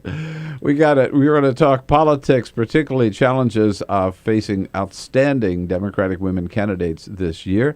And we'll get into how many more states are signing up to legalize pot with Alan St. Pierre in the second half hour. But first, this is the Full Court Press. Yes. Just to go over the stories making news. You mentioned the Oscars last night. Ellen DeGeneres made history by tweeting out a selfie of her Jennifer Lawrence, Meryl Streep, Julia Roberts, Kevin Spacey, Brad Pitt, Angelina Jolie, and a few other names there with the intention of getting some retweets on that. It broke the most ever retweeted tweet of all time. It only took her 35 minutes to do it. The previous record was held by Barack Obama. On November 6, 2012, tweeted out a picture of him and Michelle hugging and said 4 more years. Oh, wow. Ellen's tweet has now been retweeted over 2.5 million times. Whoa. Wow. God. So- Well, when you have 50 million people watching, right? Doesn't hurt. Yeah. Doesn't hurt. In an effort to slow down New York City cab drivers, Mayor Bill de Blasio is pushing forward this idea to put a black box style data recorder into taxi cabs that if they go over the speed limit, it would stop their fare meter from running. Oh, wow. So in other words, they would lose They money. can speed, but they wouldn't get paid for their time driving. Wow. So that's an idea that he's pushing out. The whole idea is to start helping pedestrian safety in New York, which has been a big issue. So we're going to see if that actually goes through or not. But that's the idea. I got to say, I was in New York Friday afternoon, and I was to do Up with Steve Kornacki on MSNBC Saturday morning. Great show. Great host, by the way. But I was standing there waiting to cross 6th Avenue and watching the cabs coming up 6th, and I was just thinking, I wonder how fast these guys are going. Because they were going at 60, 70 miles an hour, easy, with the lights. I mean, kid you not. So de Blasio's onto something. Cracking down. And happy birthday to Misao Okawa, born in Osaka. On March 5th, she will turn 116 years old. Whoa. Officially the oldest person in the world. The Telegraph caught up with her to find out what's the secret to her long life. Cigarettes and whiskey. No, I'm kidding. No, she said, quote, eat and sleep and you will live a long time. She said she eats sushi every day. She sleeps at least 8 hours a night. And that's why she's lived to be 116. Okay. Wise words. Yeah, I don't want to live that long. I don't want to live to be 116 either. Yeah, exactly. I'd rather lose a little sleep. All right, now 13 minutes after the hour. So Emily's List, Marcy, great to see you. There are some very, very important races where outstanding women candidates around the country. Let's start with some of the Senate races. In Kentucky, right? Allison Grimes, dynamite. Incredible candidate. How's she doing? She's doing fantastic. Have you seen these polls recently that have come out? I mean, it is neck and neck right now. She is on offense in that state. The thing about Allison Grimes and that state is that people in Kentucky are so sick of Mitch McConnell and they want someone new. And she's the perfect candidate. She brings fresh perspective, new ideas. She's put forward a jobs plan in a way that Mitch McConnell hasn't in his entire career. So people in Kentucky have been looking for new leadership. She's got a great plan to offer. She's got a great energy on the stump. People really like her. Women in Kentucky particularly like her. We're seeing a lot of these polls come out with a huge gender gap, and there's no wonder because Mitch McConnell voted against the Family Medical Leave Act in the 90s, and he's voted against equal pay. I mean, he has a record that is just completely backward for women, and Kentucky women are excited about her. It was fun to see her out there last week with President Clinton. With President Clinton, yeah. Yeah, it was great. Longtime family friend and still the most popular political figure in the world, right? Exactly. Right there, and has his first campaign stop for 2014. Tell us about Georgia, Senator Sam Nunn's daughter. Exactly. Michelle Nunn running for Senate there, and she's doing an incredible job. She is traveling the state, meeting with business leaders. She's got this common sense approach and this just very, very strong leader aura about her, and she comes from a background that is a little bit more non-traditional. She comes from the Points of Light Foundation, which is an organization dedicated to getting more volunteerism around the world.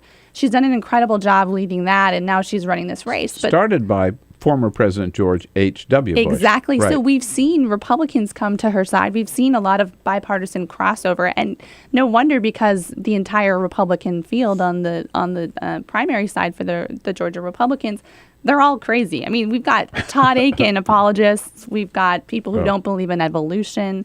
We've got Karen Handel, who started the original War on Women with the Susan G. Komen Foundation. So, that primary is probably one of the more interesting dynamics we're seeing play out in some of these states right now. And whoever gets through will be so far to the right that they will almost be unelectable. And then in the Senate, at least two women, Jean Shaheen from New Hampshire, Kay Hagan from North Carolina, up for re-election. Exactly. Are they going to hold on to their seats? Yes, they are. They're fantastic candidates. I mean, looking at New Hampshire, Senator Shaheen has done a great job in her first term as United States Senator, and people in New Hampshire know it. And in North Carolina, we're seeing this barrage of negative ads against Kay Hagan, but it looks like her likely opponent will be Speaker Tom Tillis, who supports a personhood amendment. He supports blocking access to health care for women in that state. I mean, he will be very extreme. She's a great candidate. She'll raise the money she needs to run a good race, and it's going to be close till the end. Well, you speak about Republican candidates like that. When will they ever learn? Front page story in the New York Times on Friday, just pointing out, I mean, they keep saying these stupid things. Most famously, perhaps, the legitimate rape argument, right, by Todd Aiken in Missouri last time around. So up against Claire McCaskill, right? In 2012, In 2012.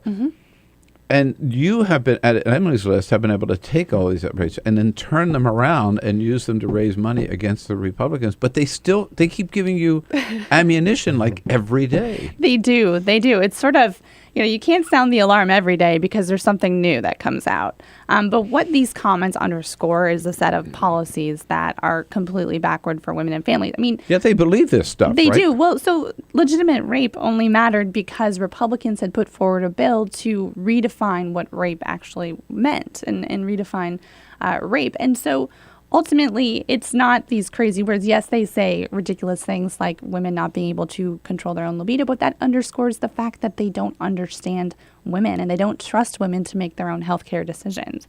So it's given us at Emily's List, and we're an organization dedicated to electing pro-choice Democratic women up and down the ballot from coast to coast. And this has given us an opportunity to build a movement to push back against this. We added 1 million members in 2013 alone to our movement. We are now over 3 million members nationwide who want to see more women who are going to get elected. And we have so many options, as we were talking about the map before, but this is only helping us raise money to elect more women. Yeah. And so do you really want me to believe that the women of America do not depend on Uncle Sugar? I know. It's so weird. Come on, what? Really? I know. I mean, Mike Huckabee. So the RNC has this meeting. We've been talking about this to plan how they're going to improve their standing with women and reach out to women. And the person they choose to give the message is Mike Huckabee? Exactly. I actually had to Google the word libido to make sure I was using it in context because I couldn't actually believe what he had said. I wanted to just double check. I knew, but man, that was pretty striking. But we also contrast that with what Democrats are offering right now. I mean, last week we saw the DNC had their winter meeting. And the headlines coming out of that were all about economic opportunity for all. And the fact that Democrats have a united message right now, we have a united platform. It's raising the minimum wage. It's providing families with a fair shot to get ahead. And Republicans, they don't have anything to offer middle-class families right now, but they also don't have a clear leader. They don't have anyone who's standing up. I mean, the person we've seen graze the headlines most recently is someone like Ted Nugent in Texas, right? I mean, we've seen him sort of speaking on behalf of the Republican Party. And the things he said about Hillary Clinton and others you can't even repeat.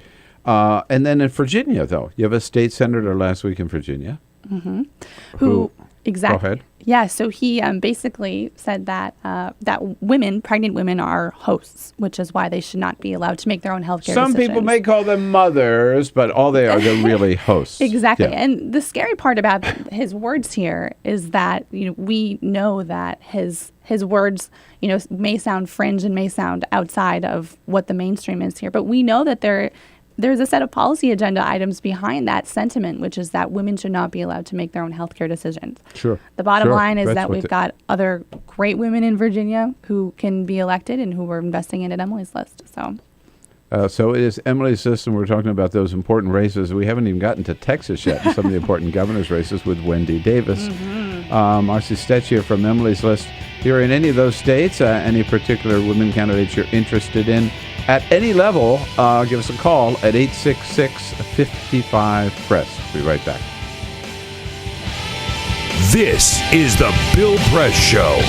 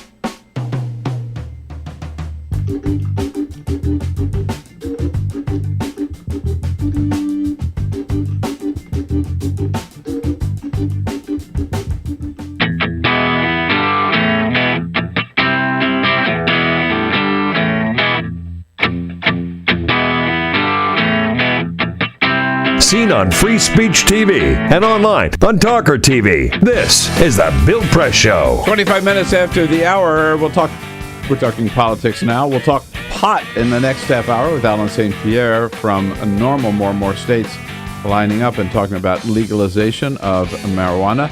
Marcy Stech is the National Press Secretary for the great organization Emily's List. She's in studio with us this morning, braved the snow to come in. What do you say to Michelle Bachmann, who says America is not ready for a woman president? Yeah, that was curious, wasn't it? It's funny. I thought she ran for president. I thought so too. I'd have to look that up. Maybe I'll look after the show.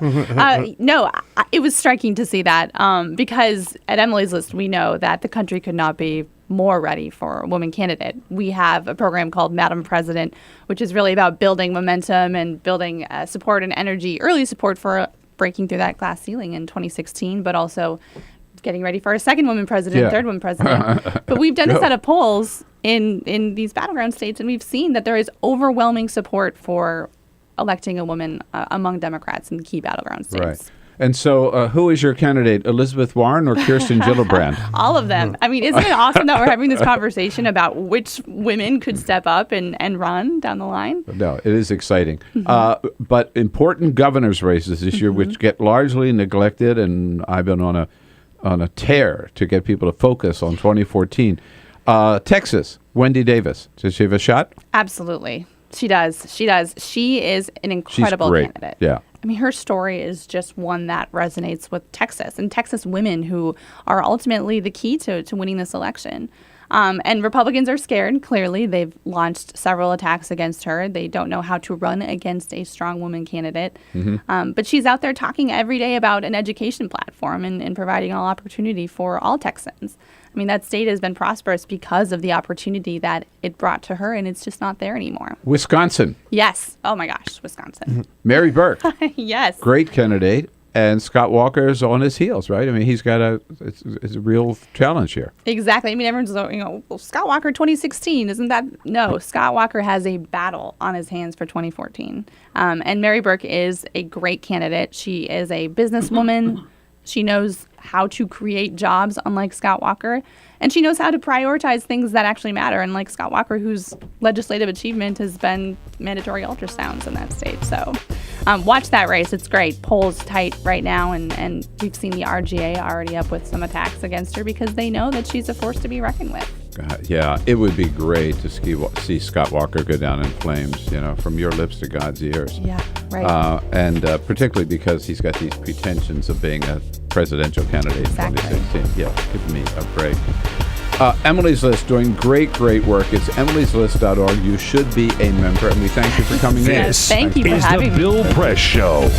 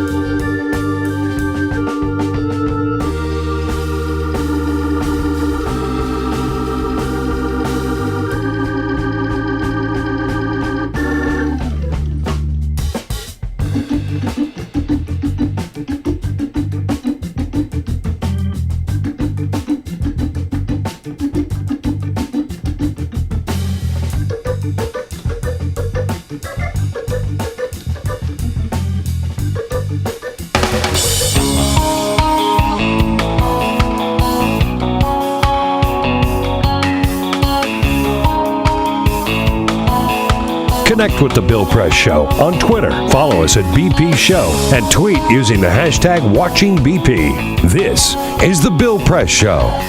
Here we go. It's 33 minutes after the hour now. This is The Bill Press Show this Monday morning after the Oscars, Monday, March 3rd.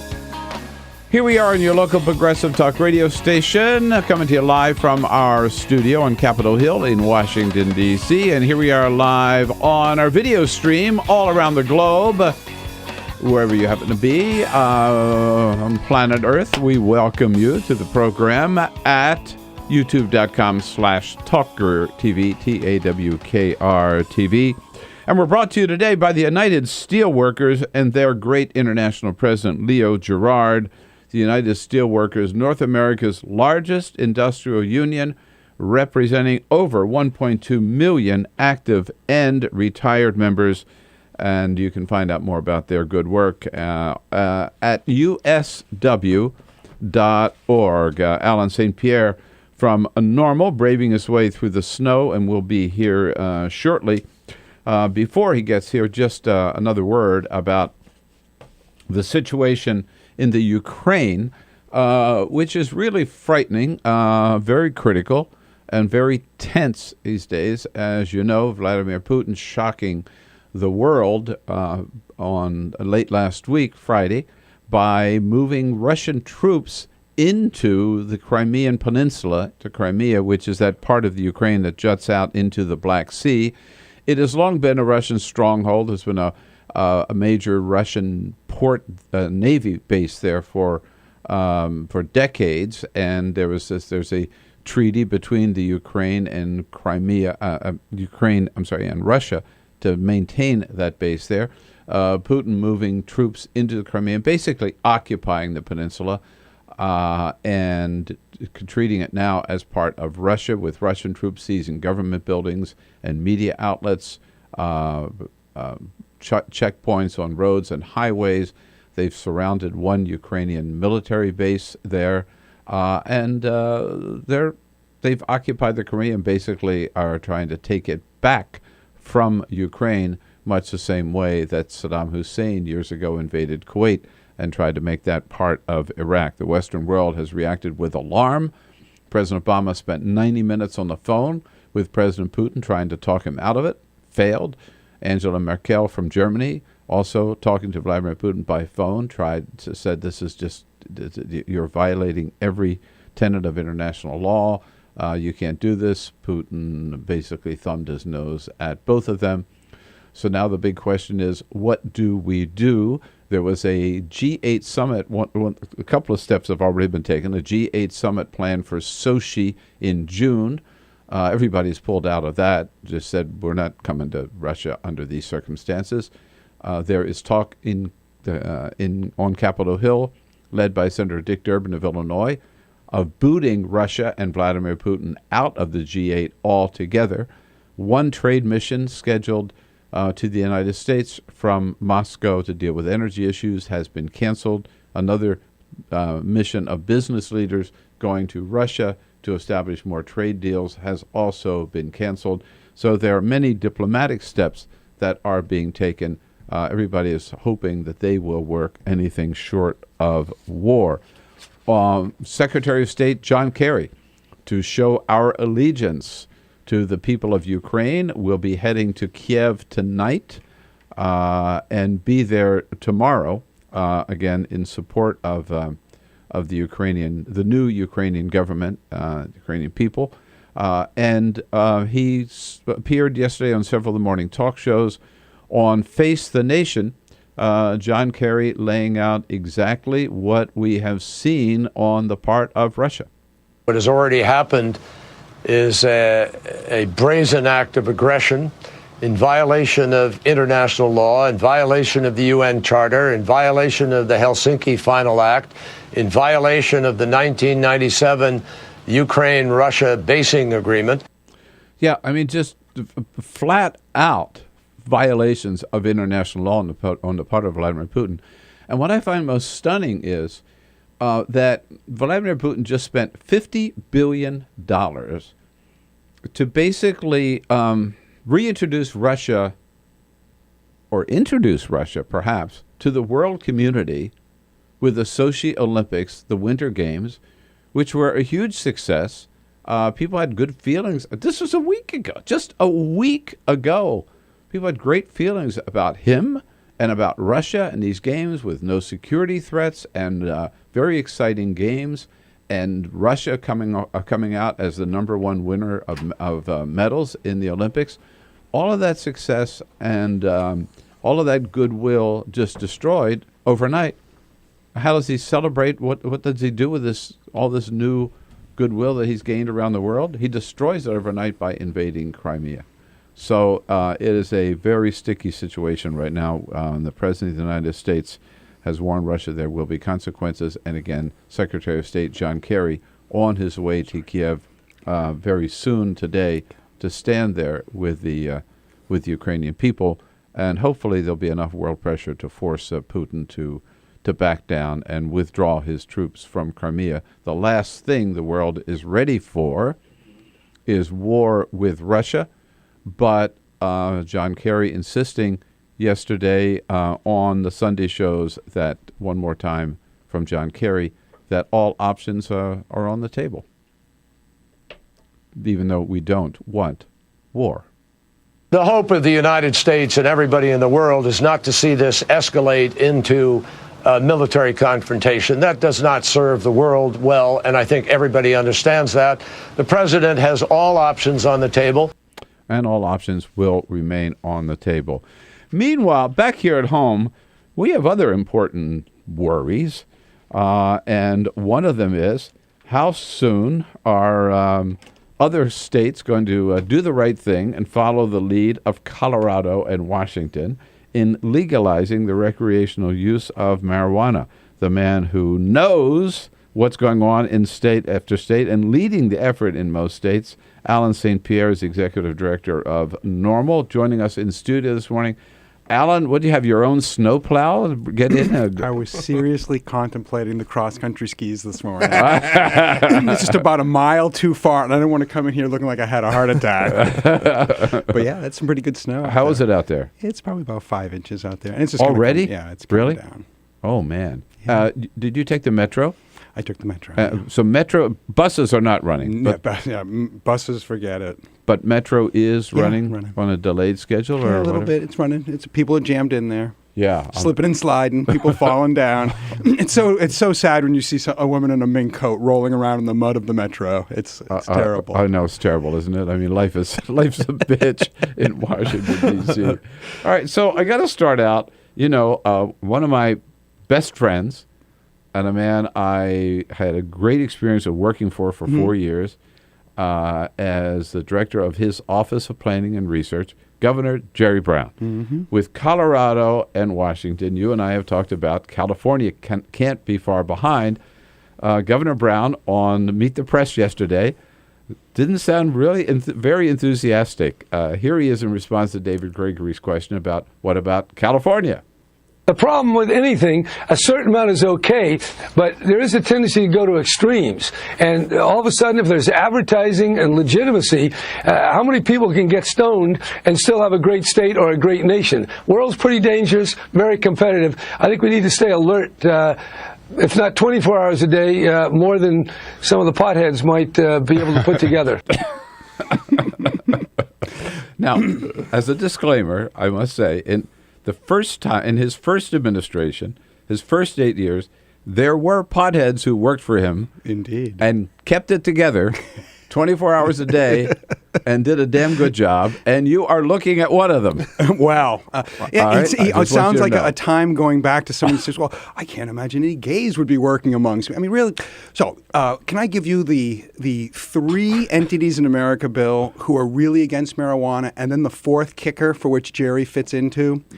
The only people left in America that are against marijuana legalization are people in the pee testing industry, the drug rehab industry, and the actual industry of prohibition, whether it's the DEA, ONDCP, the sheriff's office, prosecutors, the prison guards, and overly repentant liberals. Mr. Brooks, Mrs. Marcus, Jerry Brown. What is wrong with these people? They are extraordinarily over-repentant. You can appreciate that as a theology. Yeah, I do. Come and on. as a liberal, I appreciate that. It's unbelievable to me. Yeah. We had. That's it. Those are the last 4 entities in America that want it illegal or can't come to reconcile this. So Jerry's running for re-election this year. So maybe the bumper sticker will be Jerry Brown, unrepentant liberal. Unrepentant. Overly. No, I'm sorry. Overly repentant liberal. No, it's really just remarkable to me. But I must say, I had dinner. We had a little dinner party at our house Thursday night. I'm not going to mention any names. But a very, very close friend of mine, a former leader, Democratic leader of Congress, that's all I'm going to say. And he said, and so the subject came up. And he said, I'm all for decriminalization, but I just think legalization just goes too far. And I couldn't resist. I just said, get out of here. I said, you are so 20th century, dude. Get with it, but a big liberal. Yeah. And that's what he said. Oh, yeah, no, it's right. I would suggest a lot of this gray hair is attributed over these years and acutely in the last year to this group of Richard Cohen from the Washington Post. I mean, unbelievable. I can't believe what they are putting out there today. These are individuals who say, we had so much sex and we were so against Vietnam and we were against Nixon and we were against, Okay, so why is it today that libertarians and business-leaning Republicans sound the most pragmatic today on marijuana legalization, and liberals, genuine, dyed-in-the-wool liberals today, sound like central planners from the Soviet Union? Yeah. It's unbelievable. I know. Damn liberals, I'm glad I'm not one. Alan St. Pierre, Executive Director of NORML. We'll take a look at some of the states coming up here with Alan when we come back. Your questions, your comments. Potheads, welcome. 866. We trust you, even if Jerry Brown doesn't. 866-55-PRESS. This is the Bill Press Show.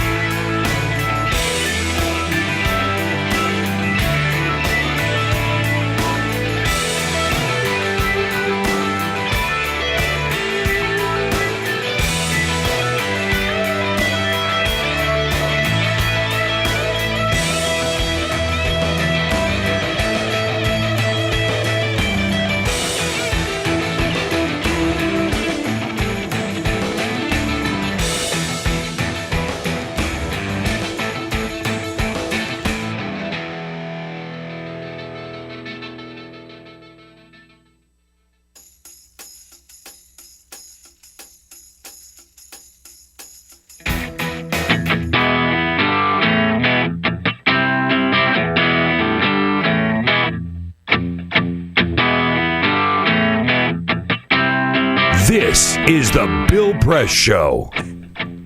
12 minutes before the top of the hour, it's Colorado already underway. Washington State joining soon in terms of the actual legalization taking effect.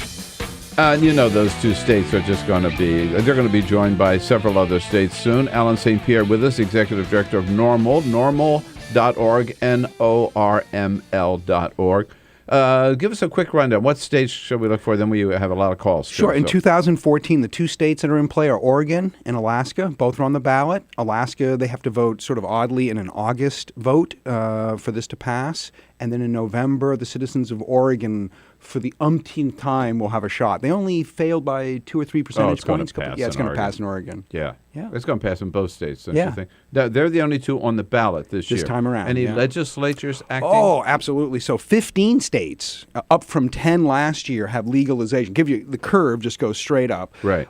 If I had to guess which ones might legislatively pass and actually move it to a governor's veto pen, likely would be Rhode Island and Maine.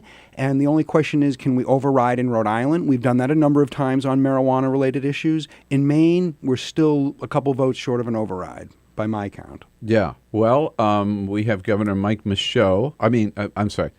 Congressman Mike Michaud, who will be the next governor of Maine. So so we're hoping that he would be inclined, if he gets a bill, to do so. He's been in studio with us. He's a good man. We'll work on him.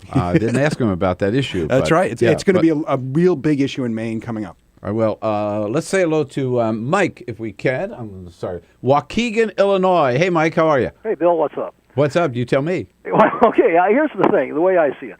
You know, when it comes to marijuana, it's always the worst-case scenario, you know. Those potheads, you know, they're going to smoke so much, and they're going to mess up at work, and, be tardy, won't show up, and, irresponsibility, you know. But when it comes to alcohol, it's always a couple sitting around at the dinner, out dining, and they've got the glass of wine, and that's all they drink, of course. Yeah, right. Yeah. What about the 18 million people who have an alcohol problem in this country?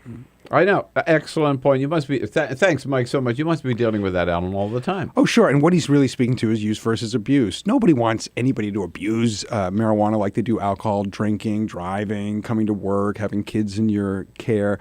Same thing with marijuana. The same mores and values we have for alcohol, we will have for marijuana as well. All right. Jilly is calling from Chicago, WCPT. Hello, Jilly. Good morning. Hi. Thank you for taking my call. Thank you for being there. You know, I really support legalization for all the reasons you noted, but the one reason that I'm struggling with it is because of secondhand smoke and just the harmful effects of that, particularly for those who are going to be ignorant enough to smoke pot in front of their children. I mean, can you help me sort of reconcile that one issue? Because that's really what's holding back my support. Excellent question. Sure. Well, for one, you're right. Take your answer on the air, Jilly. Just like with tobacco, you don't want to use these products in front of other people who don't want to be associated with them. And certainly in my lifetime, I'm almost 50, it's pretty rare today that somebody is confronted with a tobacco smoker who is just putting smoke onto somebody, like in their car or in their home, if they didn't want to be. Now, regarding children, there's no doubt that, that would clearly be a situation regarding family values, and we can't really see the government, stepping in to enforce something at that level. But to her concerns, people today will eat cannabis. They will put it on as a tincture. So you can, there are other delivery methods other than smoking. Also, too, a lot of people today use concentrates and vaporizers. Yeah. So they don't actually smoke the marijuana. They just use it in the same way that I'm sure you're probably familiar with these e-cigarettes. And I'd think all of us want to see the science on those, too. If science indicates that those things do not create a secondhand smoke consideration, well, then it's not going to be a concern to most of us. But if it does, just like with tobacco, I'm sure there'll be mores and values and civil, not criminal penalties regarding such. Can you get cancer from secondhand marijuana smoke? Arguably no, because you really don't get it from primary marijuana smoking. So it's just the discomfort, right? The discomfort, the smell of it. We've seen situations where people are, whether it's in dorm situations or in apartments, where somebody's using marijuana downstairs regularly and the smoke goes upstairs. Mm-hmm. I mean, people are growing marijuana and has a pungent smell. There's no doubt that is an odor a concern that has to be dealt with in a civil matter. Yeah, absolutely. Alan, you're doing the Lord's work, and we'll get a couple more states this year and just keep growing. Thank you so much, right? NORML. Yes. NORML.org, NORML.org. And I'll be back with today's parting shot. This is the Bill Press Show.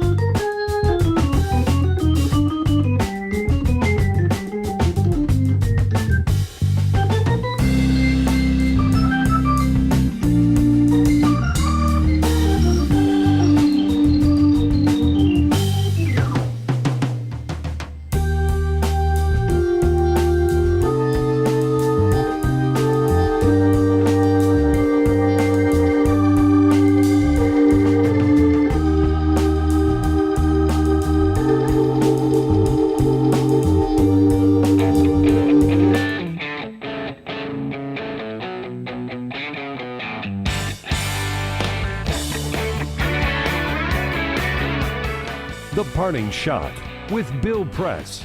This is the Bill Press Show. All right, you know what a way to celebrate the Olympics. Yep, Vladimir Putin, think about it, pulls off a successful Winter Olympics in Sochi, spends $50 billion to create a great celebration of Russian cultural achievements, no security problems, exciting events. Russia comes out on top in the medal count. And how does Putin celebrate this new positive worldwide image? He blows $50 billion by invading the Ukraine, the Crimean Peninsula. And suddenly, Putin's again the outcast that nobody wants to deal with. Look, clearly nobody wants war with Russia. No way we're going to send troops to the Crimean Peninsula, but there are steps that should be taken and must be taken, some of which are already underway. There is simply no way that the West can stand by and allow one nation to seize part of a neighboring country.